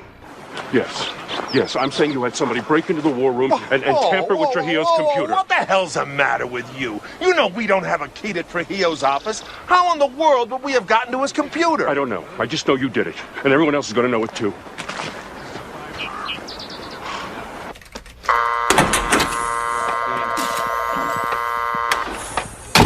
It's going to be an archival stream. Shooting latent. It's a latent print there. Brushing those now. Let me know if he pulls anything out. When you finish, take a picture of When we took apart Trujillo's computer, we found that the chip that controls the password wasn't functioning properly. Yeah, well, all that means is that you found something wrong with the computer. But I know somebody broke into that room over the weekend and tampered with our evidence files. Sir, the war room doors, they're connected to a secured central clock. Whether a person broke in or used a card, the clock would show it. There was no activity at those doors from Friday afternoon until Monday morning when Trujillo opened the door himself. Well, then they must have rigged the central clock somehow. We don't believe there was a break-in. They broke in. Look, they'll do anything to sabotage our case. Anything. No, Tom. I believe in loyalty as much as the next guy, but John Eller's getting crazy. No. They must have rigged the central clock. What was that about? What's coming next? Black helicopters? Little green men from Roswell, New Mexico?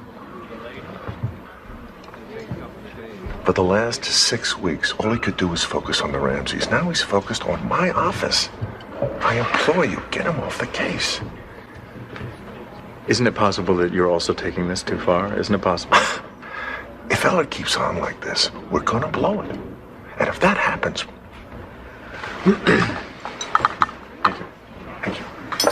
Thank you. If that happens, we're gonna have to learn to live with a brand new concept of just how bad the press can get, I promise you. Alex, he's my commander of detectives. Look, I won't talk about this anymore. Let's just change the subject. Let's move on, all right?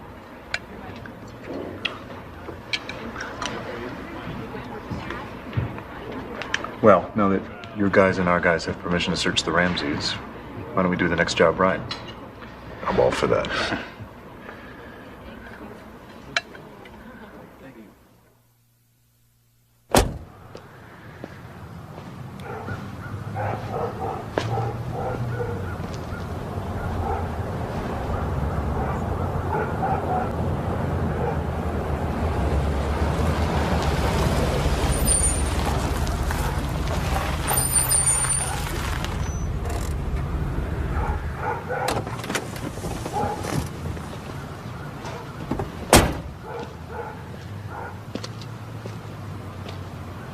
Mr. Ramsey, Lou Smith. Yes, I saw you in the DA's office when we gave our interviews in April. Yeah, I wrote you a letter a couple of weeks after that. I remember. You asked me to get in touch with you. I didn't I? Well, sorry about that, but, well, you know how lawyers are. I'm sure your attorneys are just trying to do what's best for you and your family. And now we're moving back to Atlanta. How do you do, Miss Ramsey? I'm Lou Smith. Hello? Patsy, this is the detective that Alex Hunter hired. Remember, he wrote to us. Oh, yes, it was a nice letter. I've thought a lot about it, Mr. Smith. Have you made the progress that you were looking for in finding the killer? Not as much as I hoped. But there's always new information coming in. If we stay here talking in the street, we're going to get hit by a car or a camera. Can I suggest you join me inside my van? Of course, if your lawyers would object to that, I guess we could talk another time.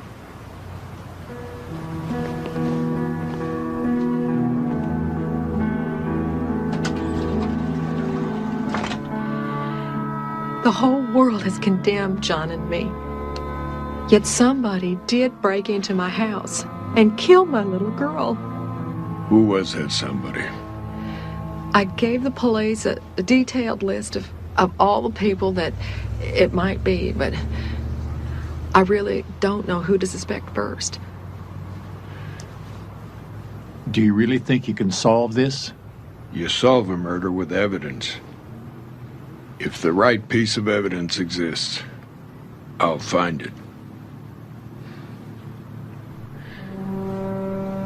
Every day I stop here and pray for JonBene. And every day I ask for God's help in solving this crime. Amen. Would you say a prayer with me now?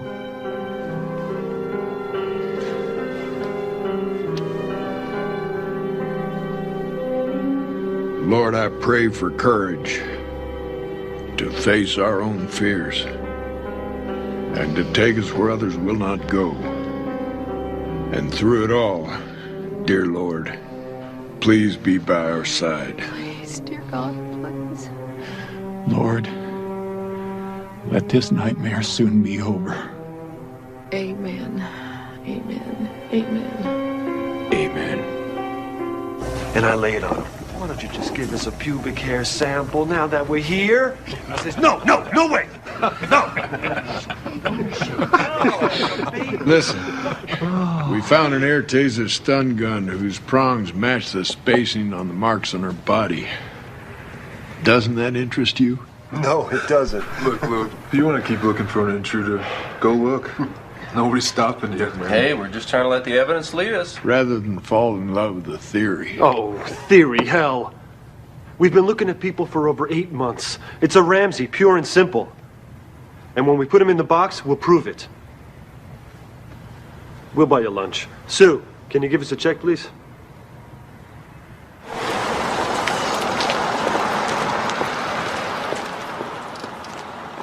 Here under the window's where the scuff mark on the wall is.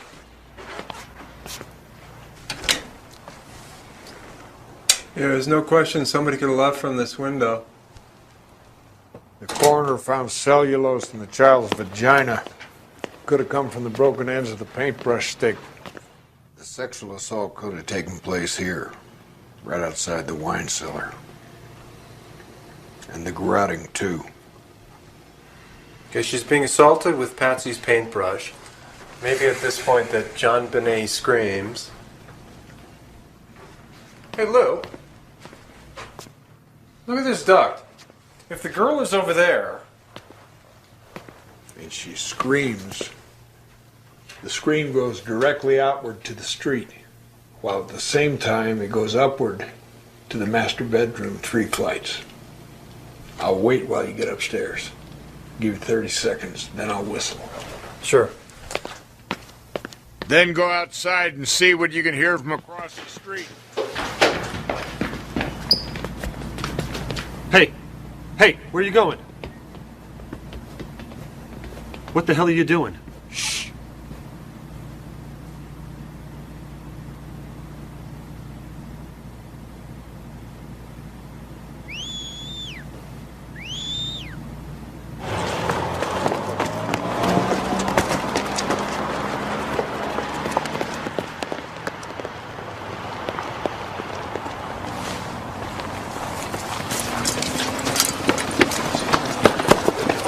No.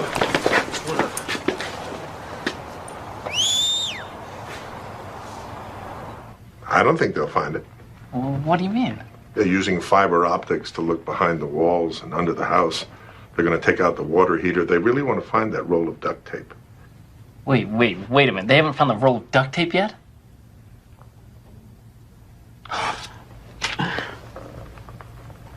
Okay. And the ransom note, what time did it say that they were supposed to drop off the money? Let me check.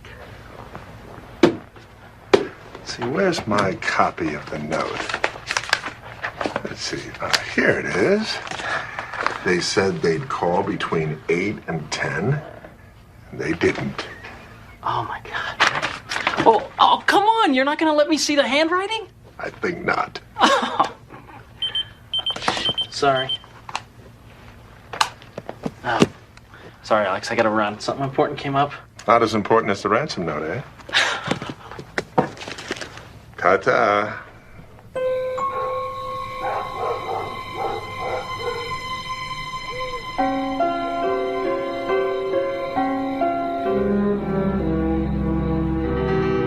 Okay, it's 4 paces from her door to the entrance to the spiral staircase. And 13 steps down to the ground floor.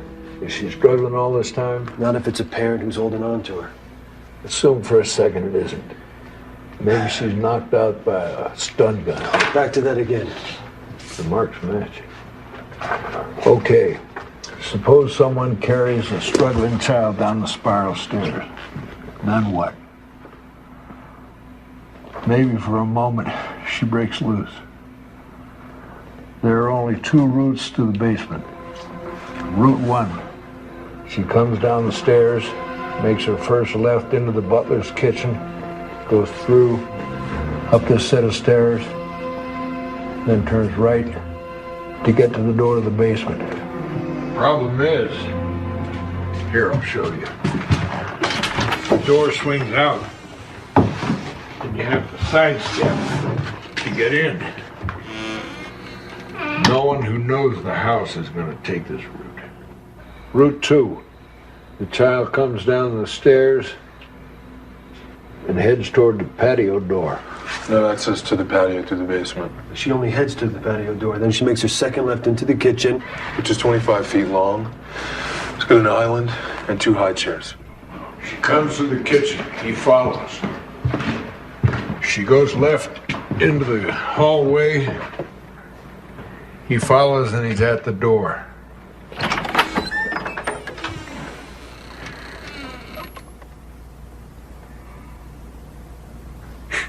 An intruder never finds a light switch.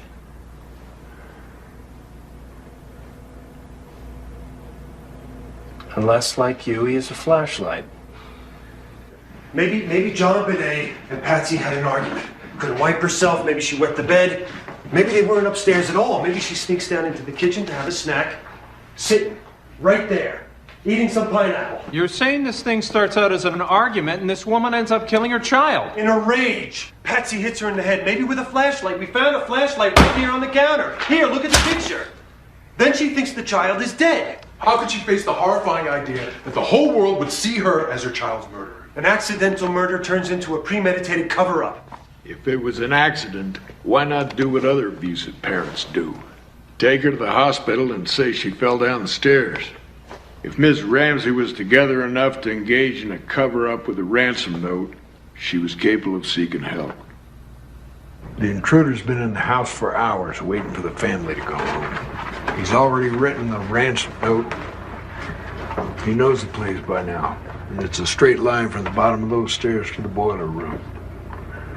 So he took JonBene down here, and he closed that door.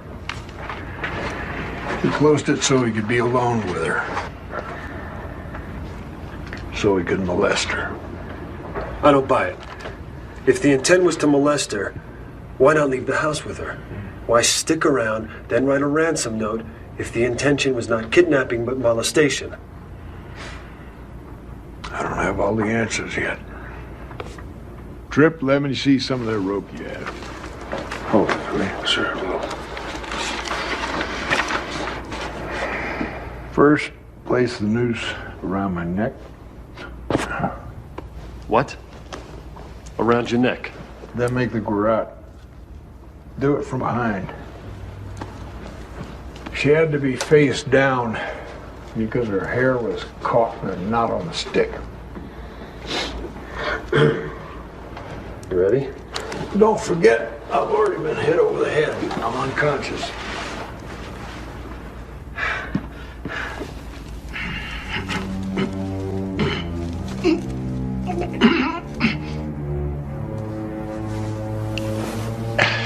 You see, whoever killed JonBene had to look at her. That person had to stare into her face to make sure she was dead. Do you really believe a parent could do that? Some people are capable of anything. Anything at all. Karen, line 3. We've got 5 minutes to air. Okay. Sheehan, what? Can you actually do that? Okay.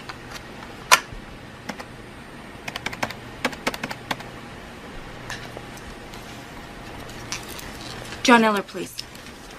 Karen Sheehan.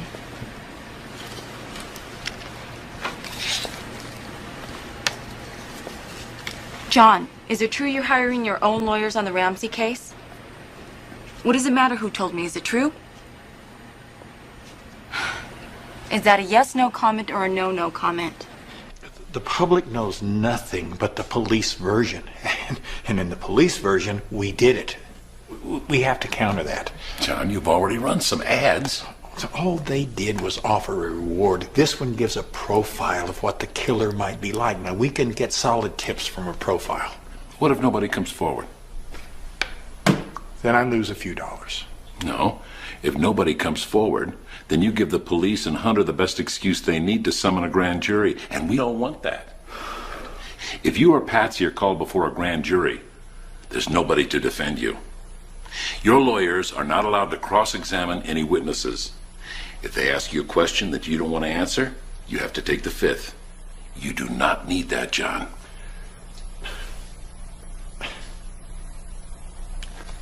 I don't care. I'm running the ads.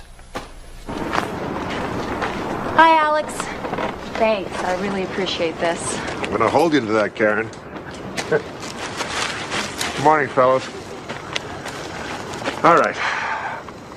Let's get started. Okay. Mr. Hunter, can you confirm that the detectives in the JonBene killing are hiring their own lawyers to determine whether there's a prosecutable case? I'm not sure I'd put it exactly that way. They've hired lawyers to advise them. Is that normally done? It's not customary, but then everything about this case is unusual. Got what you need? Really appreciate it, Alex. Thanks.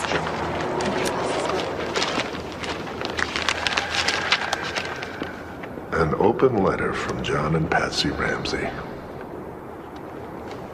Not only are John and Patsy Ramsey placing full-page advertisements in Boulder's newspaper, they're distributing thousands of flyers which are being placed in mailboxes throughout the neighborhood where they lived. With me today is Greg McRary, a former FBI profiler and now a leading consultant to investigators throughout the country. Mr. McRary, are you saying that the Ramsey's ad campaign is useless? No, but there are some problems with it. It's far too general. The profile they've released would fit about a quarter of the people in Boulder. When you release a public ad campaign, you need to provide specifics so that the average citizen has something to look for. Expect Ramsey to describe himself? That's part of the problem as well. As a reporter for the Daily Camera, you understand that this is off the record. You can't disclose that this conversation ever occurred, and you can't use notes or use a tape. Yeah, that's good. Yeah, that's good, okay. You can ask about anything except the 48 hours before and the 48 hours after JonBene's death. I understand, but within these guidelines, I'm on my own, right? Agreed. Mr. Ramsey. Hi. Terry Sparrow. Hi. Come in.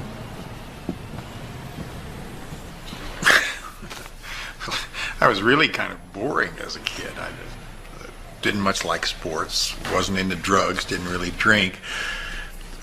I guess I just liked solving problems and making money. I still do. Do you mind if I ask a question or two about your sex life? Oh, Mr. Sparrow. I feel as if I've been picked as clean as a turkey after Thanksgiving. I've been feeling pretty naked for a long time, so you might as well ask whatever you want. I appreciate that. And I will ask an offbeat question. Are you well endowed? I'm fine. But you certainly couldn't call me King Kong. Do you enjoy anything different? Anything that censorious people might characterize as kinky? I'm not that creative. I certainly wouldn't call myself wild sexually. Pretty conventional, actually.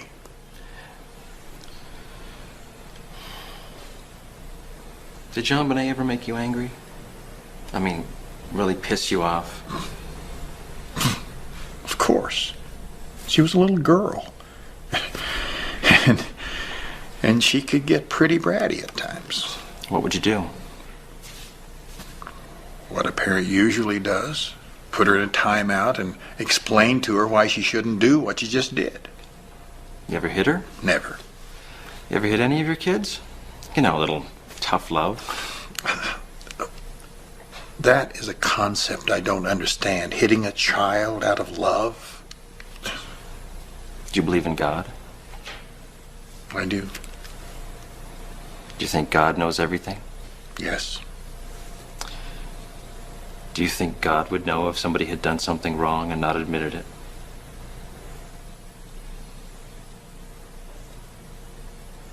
God would know.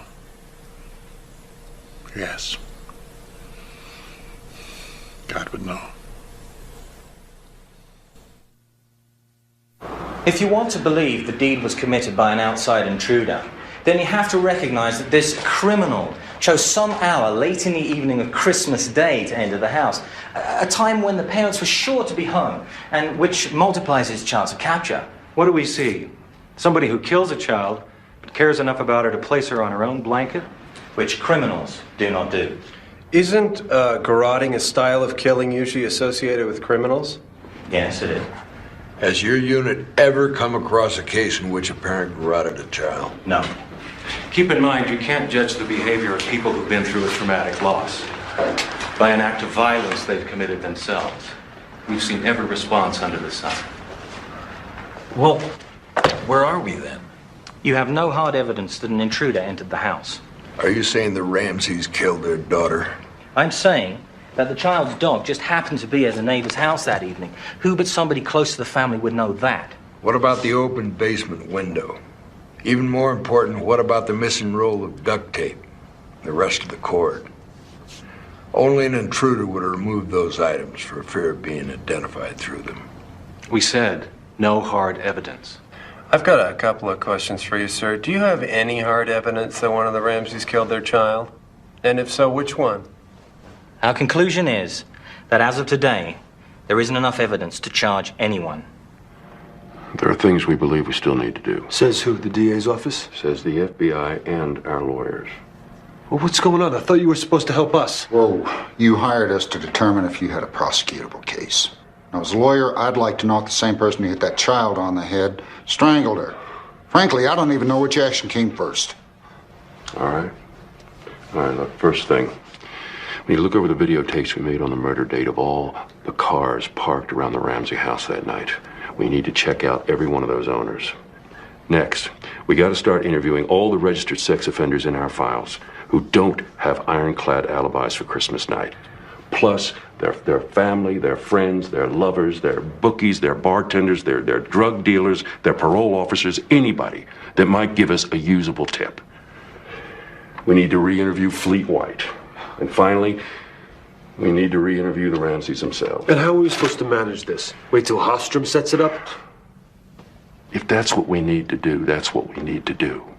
Mr. White, did you actually see Mr. Ramsey pull the tape off her mouth, or was it already in his hand? I saw him pull it off. No, wait.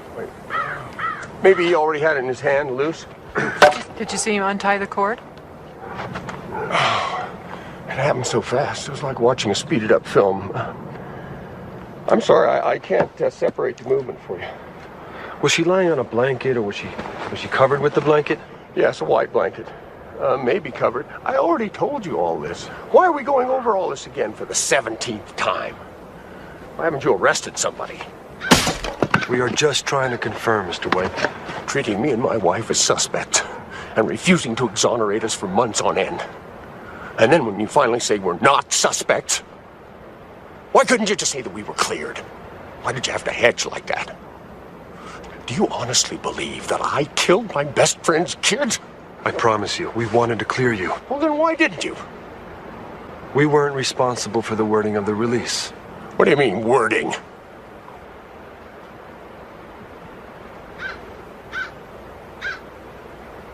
Hunter?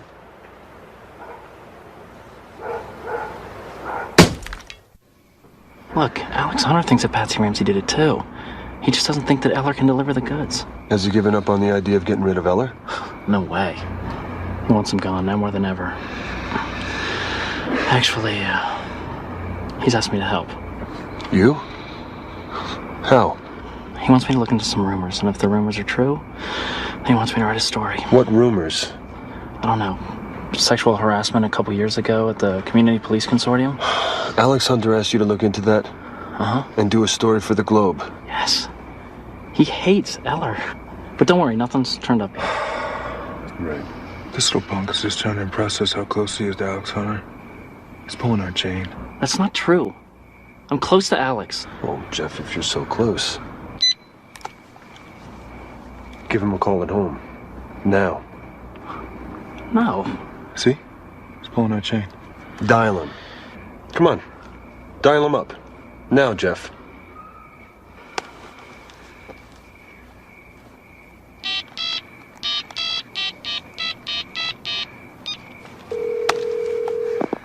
Hello, the Hunters aren't home right now, but if you'd like to... You're not a double agent for Alex Hunter, are you, Jeff? No. I'm just some guy that's caught in the middle. Yeah. You know what? Maybe you could be a junior detective. Yeah.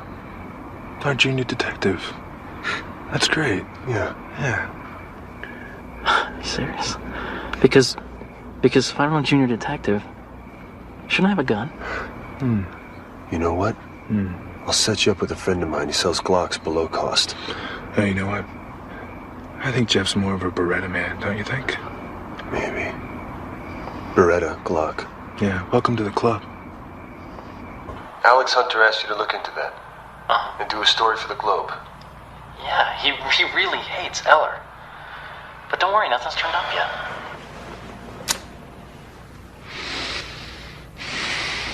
So what did you have in mind for this?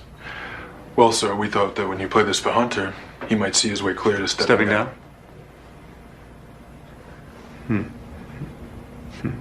Why would he do that? Well, he asked a tabloid reporter to smear Commander Eller. Oh, well, maybe I missed something. Why don't you play me the section where Mr. Hunter asked Jeff Shapiro to smear anybody?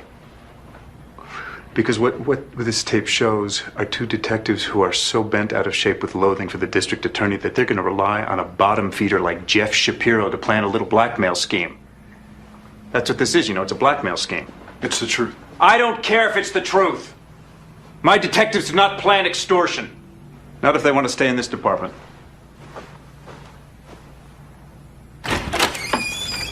The door's open. He wanted me to look into some rumors. And if the rumors were true, he wanted me to print a story. What kind of rumors? I don't know, something about sexual harassment a couple years ago at the Community Police Consortium. Mark, would you come in here, please?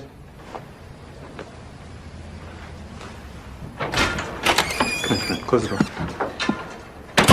Mark, I've informed Mr. Hunter that effective immediately, you're going to take over supervision of the JonBene investigation. All right. And John Eller will stay on as chief of detectives. And the police operations will be run from here, not the joint war room. Is that all right with you, Alex? That's fine, thank you.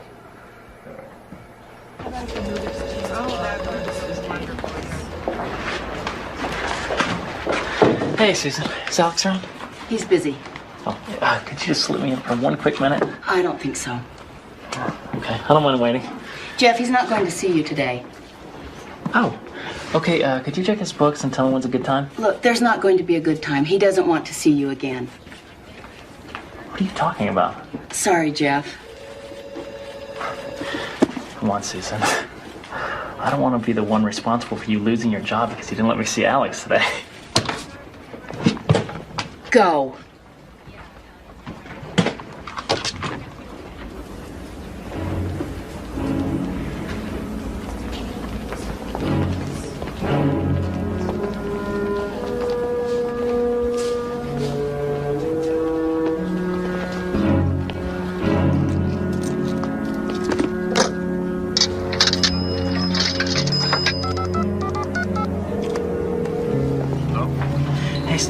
Jeff, hey, the weirdest thing just happened. I was in Alex Hunter's office and the receptionist told me. Well, when can we talk? Kobe told me not to talk to you. You were warned not to talk to me. He said I can't talk. Hello? Hello?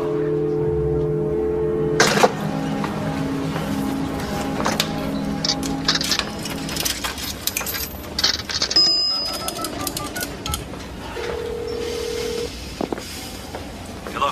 Hey, Steve. Jeff. I think we must have gotten cut off. Look, I wouldn't take... Hello? Hello? Now keep pushing to get the Ramsey Center interview. You do it in your first statement, and you keep doing it, okay? So no matter what question you're asked, you see, I can't answer that until the Ramseys talk, okay? Or meet with us. Right, all right. Now what you got to get across is, Mr. and Mrs. Ramsey, if you don't cooperate, not only can't we solve this case, somebody's going to demand a grand jury. Raise the temperature. But don't be nervous. Is that a new suit? Let's do it. First, we have reviewed and updated a case management task list to identify and assign tasks that need to be completed as part of this investigation. When I first took over, there were 72 tasks on my to-do list. The most important remaining task is to re-interview the Ramseys. Have they agreed to that? We put in a formal request last week. Mr. Beckner. We're waiting for a response. Mr. Beckner, why is it necessary to talk to the Ramseys again? Because we haven't spoken to them in 6 months.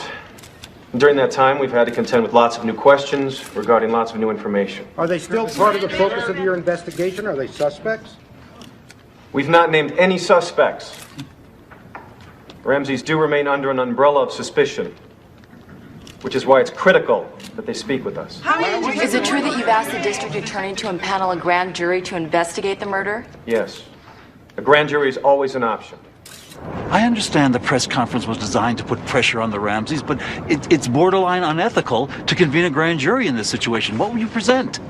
You don't have enough for a case. I'll go even further, sir. I don't believe either John or Patsy killed that child. It won't take a grand jury very long to figure that out. You'll end up with egg on your face. I'm not wedded to the concept, Pete. Let's face it, the Ramseys haven't talked to anyone for 6 months. Hold it. We're officers of the court, and that's not a valid reason to convene a grand jury. Our policy can't be the end justifies the means. Especially if they're innocent. Silent night, holy night, all is calm, all is bright, round young virgin mother and child. You'd think that the governor of Colorado would have something better to do than listen to Fleet White. How dare he insist that you be removed from the Ramsey case? How dare he? I wouldn't worry about it, Alex. As long as we keep investigating. Romer won't do anything. The governor's a politician, just like you and me. Well, what if we can't climb out of this big bog? Yeah, glug glug. Well, maybe there's hope. I heard John Eller's quitting. Can that be true? Yeah, well, Linda Art is suing him, Larry Mason's suing him, so why stay? Tell you the truth, I'm thinking about leaving myself. I am... All right. so tired, Alex. And Mason and Art are also suing yours truly. And the rank and file hate me now. Everybody at the police station hates me. And apart from you, I've got no allies left in Boulder. But I'm not going to leave till the end of the year. Not until the Ramsey case is finished. You think this will be done by the end of the year? You're dreaming. Who's being defeatist now? You know what we have after 13 long months?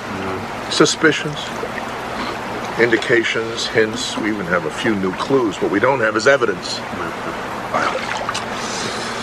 Oh, God. You know, I envy you and Eller. I do. I'm caught between a rock and a hard place, and it's crushing my head.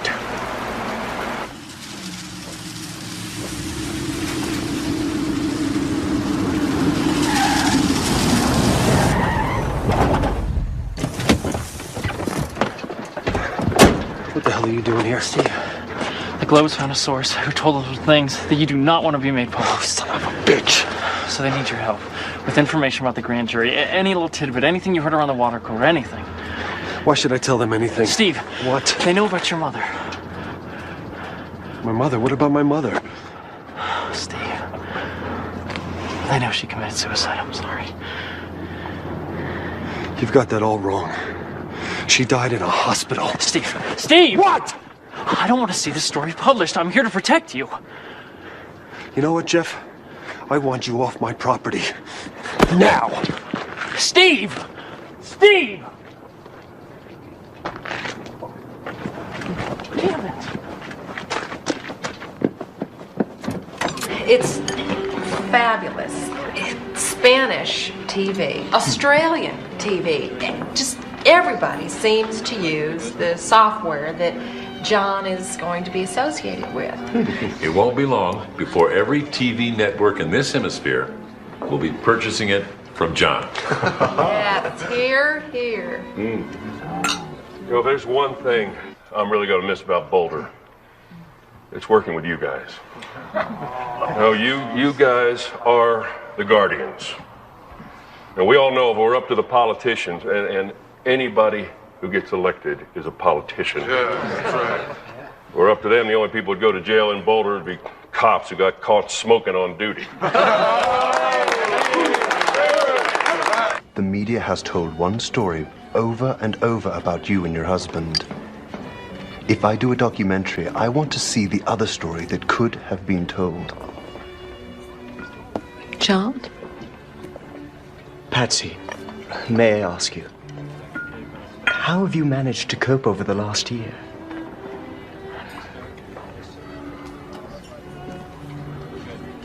Are you a believer, Mr. Mills?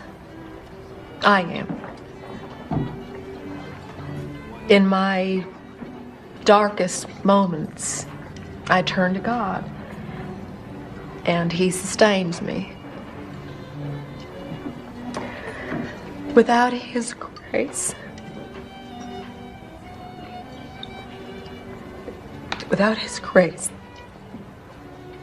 this past year,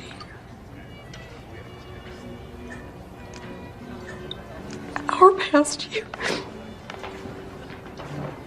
this past year. If you could excuse us.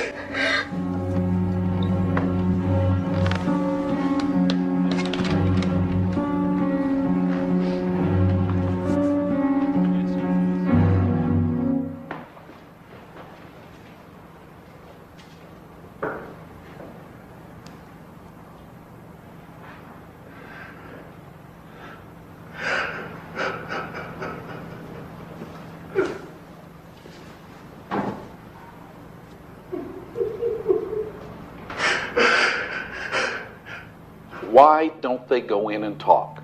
Because the police have made them out to be worse than Eva Braun and Hitler for the last 15 months. And the Ramseys believe that even if they talk until they're hoarse, the police will continue to leak falsehoods to make them appear guilty. I don't suppose it's occurred to you that they may be guilty. But does that really even matter anymore? I mean, perception is reality, and the world perceives them as people who have stonewalled police from day one. A about the murder of their own child. John, you didn't have to fly here to deliver a letter. You can give it to Alex Hunter, or you can throw it away. The one thing you can't do is change a word of it.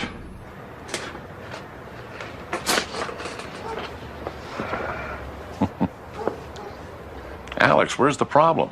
He's offering to have everyone in the family submit to interviews. They'll talk for as long as you want, no conditions. Why aren't you smiling, Alex? You have the store now. There's one condition implicit in his letter. That my office does the interviews. You find that so unreasonable? I can't conduct interviews for the police. It's their case. Until they hand it over to me, they're still in charge. They're still pushing for a grand jury? Every hour of every day.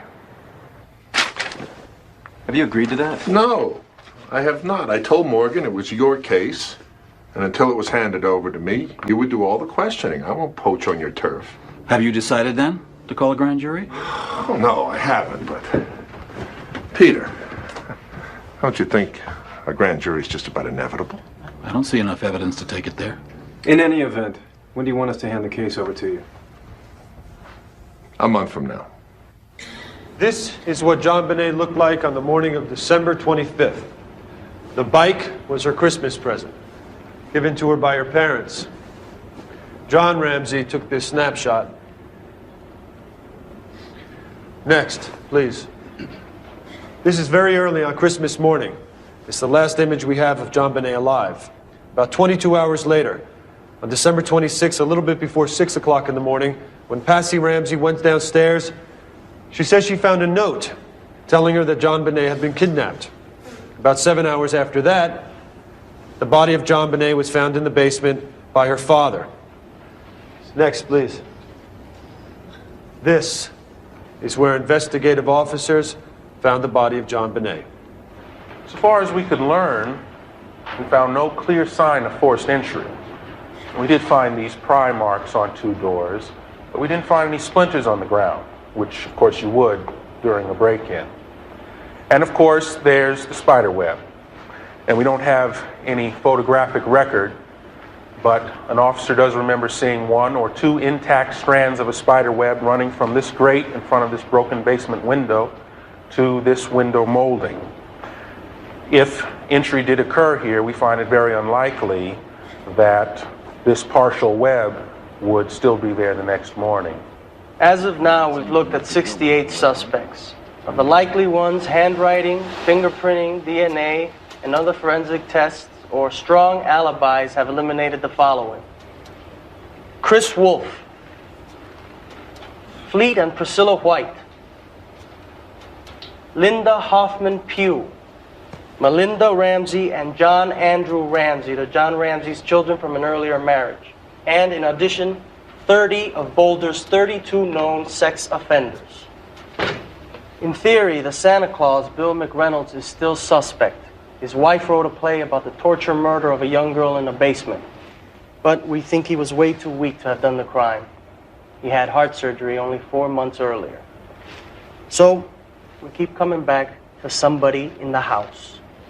The injury to JonBene's head produced no exterior bleeding. Therefore, we don't know where or when she was hit. We believe it could have been caused by this flashlight. The flashlight, the ransom note, the pad on which the note was written, were all found near each other in this area of the kitchen. Linguistics analysis of the note shows similar phraseology to Patsy Ramsey's previous notes and letters. Yet, handwriting analysis doesn't show that Patsy Ramsey wrote the note. It does show that of all the people we interviewed, she's the only one who can't be eliminated. 4 fibers were found on the duct tape that was torn from JonBene's mouth. This is Patsy Ramsey on Christmas night. CBI tells us that the 4 fibers from that duct tape are consistent with that jacket.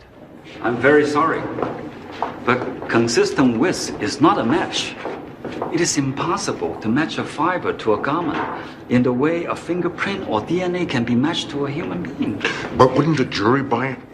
They might, for about 30 seconds. Then the defense would show that the fibers could have gotten on the tape like this. Bessie is wearing her jacket Christmas night. She puts the child to bed. The fibers attached to the white blanket. But the police found the duct tape on the blanket. It's called secondary transfer. It is the most common thing in the world. Detective Thomas. Yeah. I'm Michael King. Hey. I think that's impressive work you're doing in there. You have a say whether Alex Hunter goes forward. I mean, why would he invite you if he didn't want your advice? Let's say I'm part of the mix. You know what, Mr. Kane? When we started this case, we wouldn't settle for anything less than the death penalty. Then we agreed to accept nothing less than a conviction on murder. Then it went down to a felony conviction. Then, when we met with the FBI, they said an indictment would be a victory. And by the time Eller left, handcuffing would have been a triumph. Now, I'm lucky just to present my case. Think about that. To sum up, these are only some of the reasons why we believe that the Ramseys are the only genuine suspects. The ransom note was written on paper that was torn from a pad that belonged to Patsy Ramsey.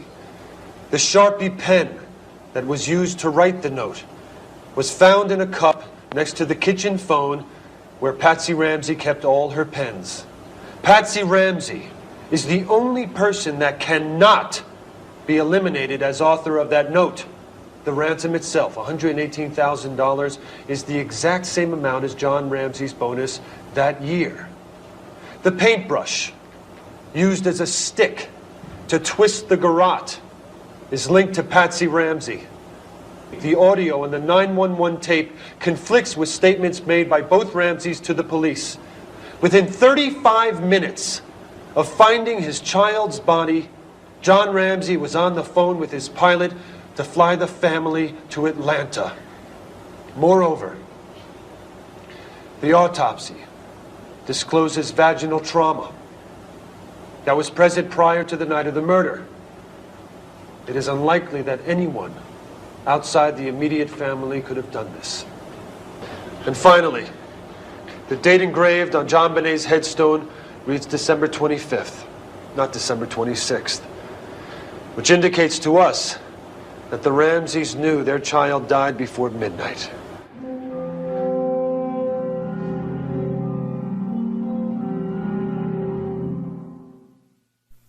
We think you've got a triable case of felony murder here.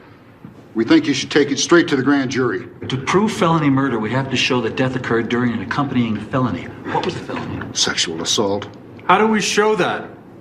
How do we show that, sir? Even if we could prove penetration, we don't know when it happened. Even if we could establish that it happened that night, which parent would we accuse and of which acts?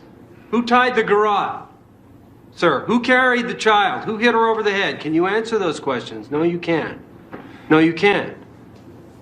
You don't even have enough for a case. You don't even have enough to indict. So you're not going forward? We are definitely going forward. My office will now interview the Ramseys. And when you interview the Ramseys, just where are the police going to be? I think they're going to find out that it's our case now, not theirs. We will use the police when and where I want to.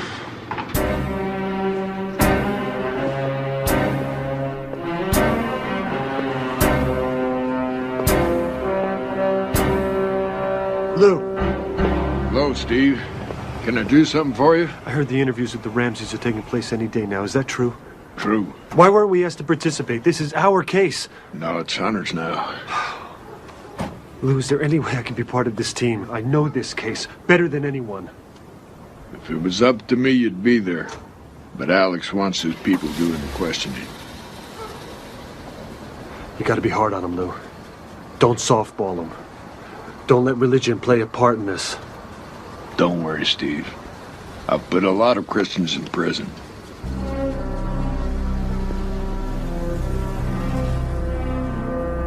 Mrs. Ramsey, when the police interviewed you last year, you were under medication, weren't you?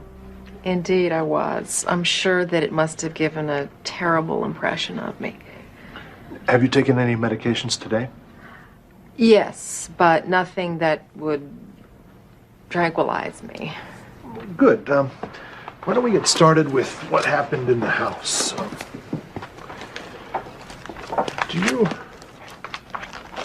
Did you notice if there's anything out of place in this room?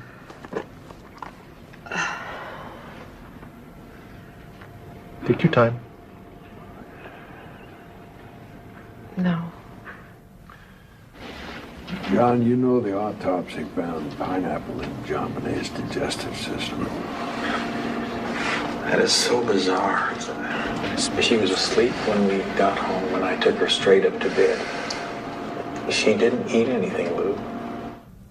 Mrs. Ramsey, the coroner found pineapple in your daughter's stomach.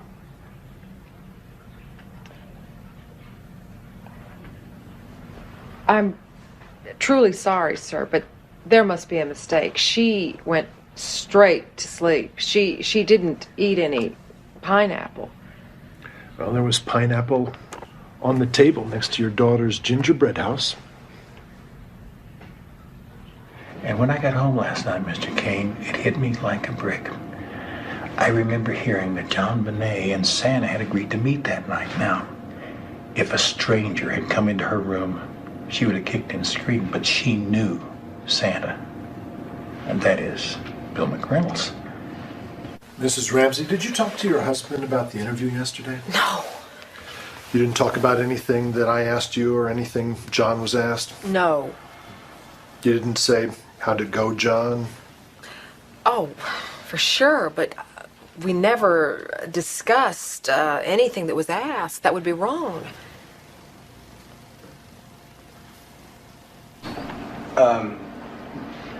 Did you ever own a stun gun? You know, Lou asked me about that a long time ago. Never. Now, I understand that women sometimes carry them for protection. Maybe Priscilla White would know. Shut him up. Ramsey is running this interview. There can't be another voice on the 911. Burke never came downstairs. He never talked to us while I was calling the operator. He was asleep the whole time. Mrs. Ramsey, you told the police that when you found the note, you didn't read it all the way through. Right, only a few lines, just up to the part where they said, "We have your daughter in our possession. I will go to my grave," with that phrase in my head. And you didn't read any further before calling 911? I don't think so. It's hard to be sure because I've had to copy it so many times, but on the day itself, I just read a bit. Mrs. Ramsey, what if I told you we had evidence that shows you're not being truthful? Let's see it. Well, we're not in a position to show it to you right now. Of course you're not. Mrs. Ramsey, there were only 3 people in that house that night. If you didn't kill JonBene, if your husband didn't kill JonBene, that would only leave your son, Burke. Pal, you don't want to go there. Don't start with that. I'm going to ask you one more time, Mrs. Ramsey, and please do not lie to me. Did you? You are going down the wrong road. Frankly, Alex, I don't see an alternative but to take this to the grand jury. I do see a case outline against Patsy Ramsey. I won't press for an indictment unless there's a whole case there, but I certainly think we have enough to convene a panel.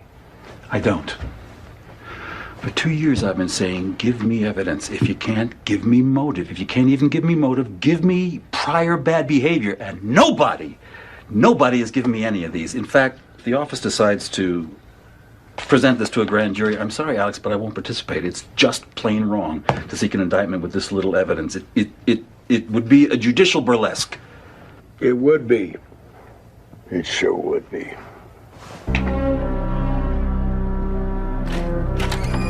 I need to brood on this. Lou, if you weren't so hung up in your damn imaginary intruder, you'd see that every sign screams Patsy Ramsey. You gotta be deaf, dumb, and blind not to get it. All right, you tell me. Why'd she do it? She lost her temper. Just like so many parents in this country, she lost her temper. She got tired of the smelly sheets and the stained blankets. She whacked her kid on the head, saw what she did, and lost her temper. Let me get this straight. This woman, this mother, lost her temper, hit her child on the head with a flashlight, knocked her out, panicked, covered it up by making a garrote out of her own paintbrush, and while the corpse lay in the cellar, went upstairs and wrote a fake ransom note 3 pages long. Why? Because she was embarrassed? That's right. Is that what you want me to believe? I sure do. No way. Not today, not tomorrow, not the day after, never. Come on, you guys. I mean, you're both so obsessed with this case you can't see anything else. You shut your eyes to any piece that doesn't fit. God, no wonder this case is such a mess. If I was your boss, I'd fire you both.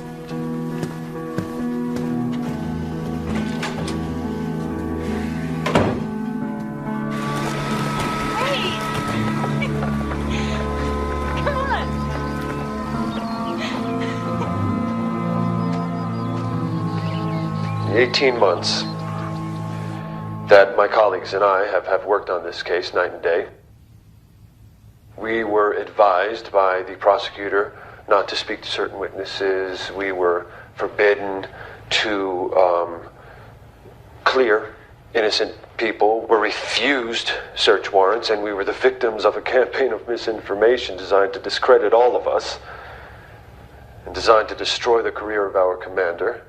And I think that until an independent prosecutor is appointed, there will be no justice for JonBene. The DA's office for 2 decades has dealt with serious crime by plea bargaining, like some sleazy used car salesman. And the detectives never had a chance. Self-righteous. And this is why I've chosen to publicly resign from the Boulder Police Department. Steve Thomas is just the latest on a list of casualties in the JonBene murder case. In the 588 days since JonBene's murder, 4 detectives and the police chief have either left the department or left the case. I don't know why the detective said that. I want you to get hold of Bob Grant at the Arapahoe DA's office. Let's talk to him about it. Were you appointed special prosecutor? Do you think Alexander hasn't been aggressive enough? Just give me a second here, guys. It's a very complicated issue. I really don't have anything to say right now. I will have a press conference in a little while, and we'll go over some things then. Thank you very much. Good morning. I have a brief announcement on the JonBene Ramsey case. After consulting with all of the Denver metro area prosecutors and the state attorney general, I have concluded that it would not be proper to appoint a special prosecutor at this time. Alex Hunter, district attorney for Boulder County, is going to convene a grand jury within 6 weeks. And 2 of our state's best prosecutors will be appointed to assist Michael Caine in presenting this case to the grand jury.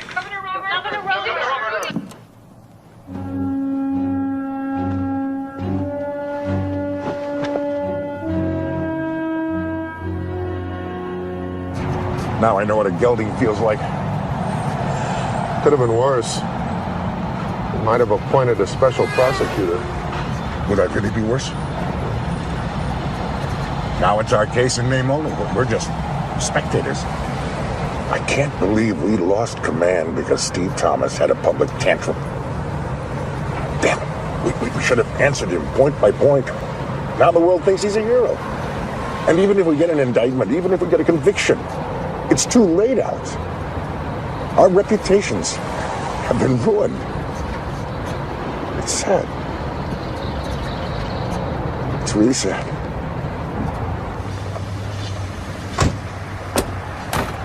They scrambled into the Justice Center with the media in hot pursuit. 12 Boulder County residents starting their first day on the grand jury investigating the JonBene Ramsey case. Behind closed doors, they've begun the secret proceedings that could take months. Proceedings that could end in a criminal indictment. You got a minute? Sure, what can I do for you? I was wondering if you knew when you expect me to testify. I like to be real prepared for a grand jury. Tell you the truth, Lou, I don't know if I'm going to call you. I'm pretty far along the road where I'm heading, and I don't want to get distracted. I want to get home. I got a lot of material. Strong material. I don't doubt it. I just don't think it's for me. Lou.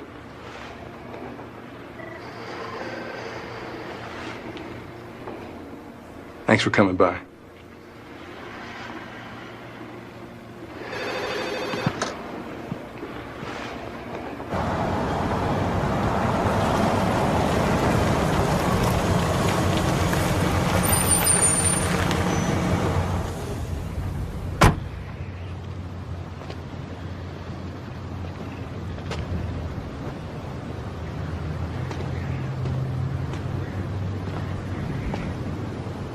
heard you met with Kane. I'm tired of yelling from the back of the truck, Pete. So I'm resigning. I can't be part of a lynch mob. Lou, if I didn't have the responsibility of 300 felons on my docket, I'd be thinking just like you. Smith's swimming against the tide. He's the only person in America who still thinks they didn't do it. My guess is his letter has zero effect. Oh, you think so? Listen to what he's saying. An innocent person will be indicted, and a vicious killer will remain on the loose to prey on some other innocent child. That's a double travesty. Come on, it's easy to knock down. There he is, a retired detective way past his prime. He only quits because he can't stand to be wrong. 6 months from now, if you go to trial, the defense will call him and he will be their best witness. It won't be his foolish theory then. He's got the whole case in his head. We hired him for an overview and he has one. Even if he's wrong about the Ramsey's innocence, he can cripple the prosecution's case. Not the case I'm putting together. It appears the grand jury will continue to hear from CBI experts, including forensic analysts who may be able to shed more light on the ransom note. As it stands right now, that letter may be the most revealing piece of evidence prosecutors will have to work with. From courtroom to crime scene, the grand jury investigating the JonBene Ramsey murder made its first visit to the Ramseys' former home. It's where the body of 6-year-old JonBene was found in a basement room, strangled and beaten, December 26, 1996. It's a place these jurors know too well through documents, testimony, and photographs. It's a place they now know in person. Though no one outside the grand jury courtroom knows exactly what's going on the inside, it's certainly been a careful and painstaking process that will likely culminate in the testimony of the two people who remain under suspicion in JonBene's death. Her parents, John and Patsy Ramsey. If there was not a grand jury going on, perhaps there would be a candlelight vigil. If there was not a sense that there's some movement in the investigation, maybe we would have a candlelight vigil. 4 alternate jurors were dismissed today from the JonBene grand jury, and informed sources say this means prosecutor Michael Caine will ask the panel to indict either John or Patsy.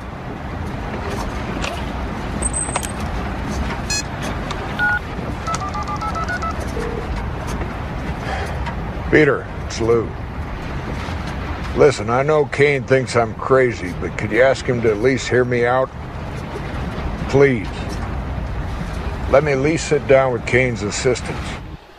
I believe that an intruder intending to kidnap and molest JonBene came to the Ramsey's house, bringing with him cord, duct tape, and a stun gun. He searched the house for a point of entry and discovered that every door and window is wired to an alarm. After discovering an open and broken cellar window, he climbed in, leaving a scuff mark. There was fresh entry at that window. Then he made his way upstairs looking to write a ransom note on the premises so that neither paper nor ink could be traced back to him. After finishing the note, he returned to the cellar to wait. The Ramseys come home. They go to bed, after which the intruder goes to JonBene's room, knocks her out with a stun gun, tapes her mouth, binds her hands and feet, and wraps her in her blanket to keep her warm from the winter cold. He's intended to take her with him. Scared that an alarm might go off if he opens the door to the outside, he returns to the basement with JonBene. She wakes up and screams. He silences her with his flashlight, quickly takes the cord used to bind her feet, makes a garrote, kills her, and hides her in the wine cellar. Then, using the suitcase to stand on, he leaves by the same window he came in through. Good presentation, Lou. I take this to Kane. I'm asking him to shoot himself in the foot. You have to recognize that I feel conscience bound to present. Are you saying you'll go public? I repeat, I'm conscience bound. But if you're invited into the grand jury room, your remarks will be sealed. I want the grand jury to be able to decide fairly. That's far more important to me than public exposure. Courthouse observers are speculating that the appearance of Lou Smith and John Douglas before the grand jury could create enough doubt among the jurors to thwart efforts to bring an indictment in the JonBene Ramsey case.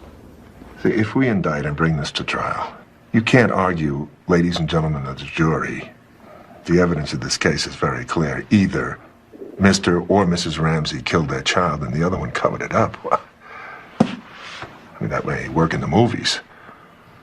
But if you can't show which one of them did it, there's nothing you can prove beyond a reasonable doubt. Now, Mike, I've been in every grand jury session with you. And I don't know. It's yours to run. I have to sign any true bill you bring in. So I'm asking you, is the case there?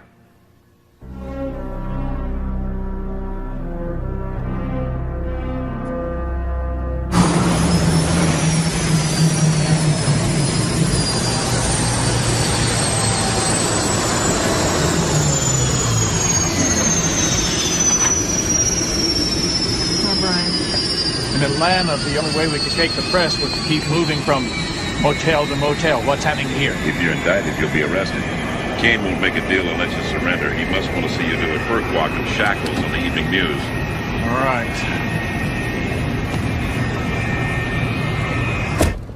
After more than a year tethered to the JonBene Ramsey murder probe, 12 Boulder County grand jurors appear ready to go home and perhaps ready to relinquish the case they've come to know so well. One juror even snapped pictures of the media, prompting speculation that the grand jury is nearly finished.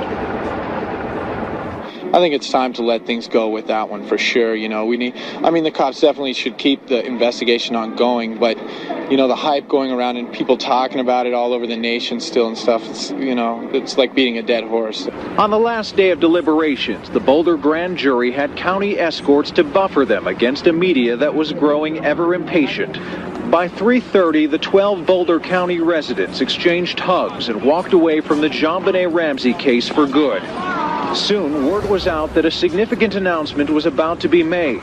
A mob of cameras, mics, and cell phones descended on the Justice Center. We're going to have a statement, but it won't be for at least 30 minutes. Let my people through. Sir? You guys look like you're standing around the Vatican waiting for a puff of smoke. Mr. Kane, why do you look upset? This grand jury has been working on this case for more than a year. We're going to be going to Alex Hunter very soon. Let's go back to the studio right now.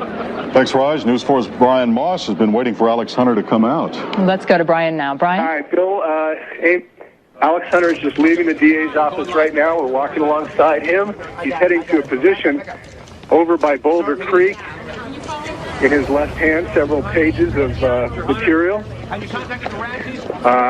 He's wearing a gray pinstripe suit. He has a statement in his hand.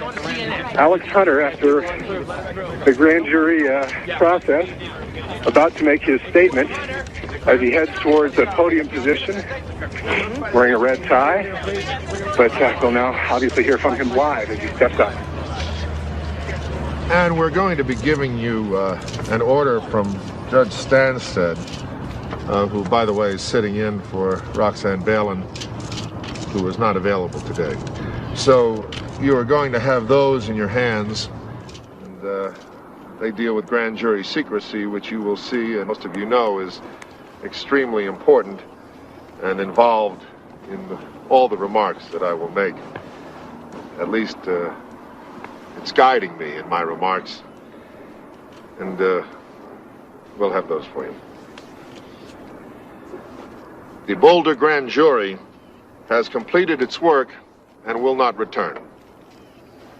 No charges have been filed. The grand jurors have done their work extraordinarily well, bringing to bear their legal powers, life experiences, and shrewdness. Yet I must report to you that I and my prosecution task force believe we do not have sufficient evidence to warrant the filing of charges against anyone. Logic says she probably did it. Logic isn't evidence. In any case, how often is murder logical?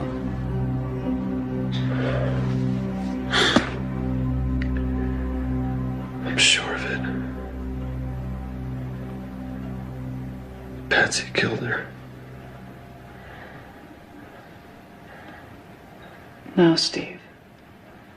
A stranger killed her. No. It wasn't a stranger. A stranger named Patsy Ramsey killed her.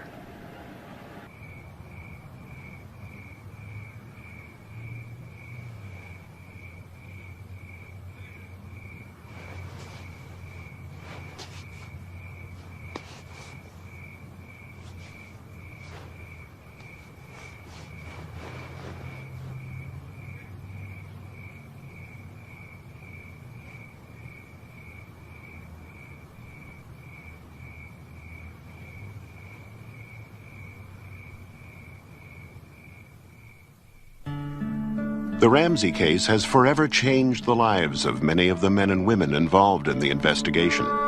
Commander John Eller resigned from the Boulder Police Department. He currently is an investigator for the Florida State Attorney General's office. As a result of a no-confidence vote by the Boulder Police Department's union and pressure from the case, Chief Tom Kobe resigned in 1998. He now works in the nonprofit sector. Detective Steve Thomas, who also resigned from the Boulder Police Department, is now writing a book about the case.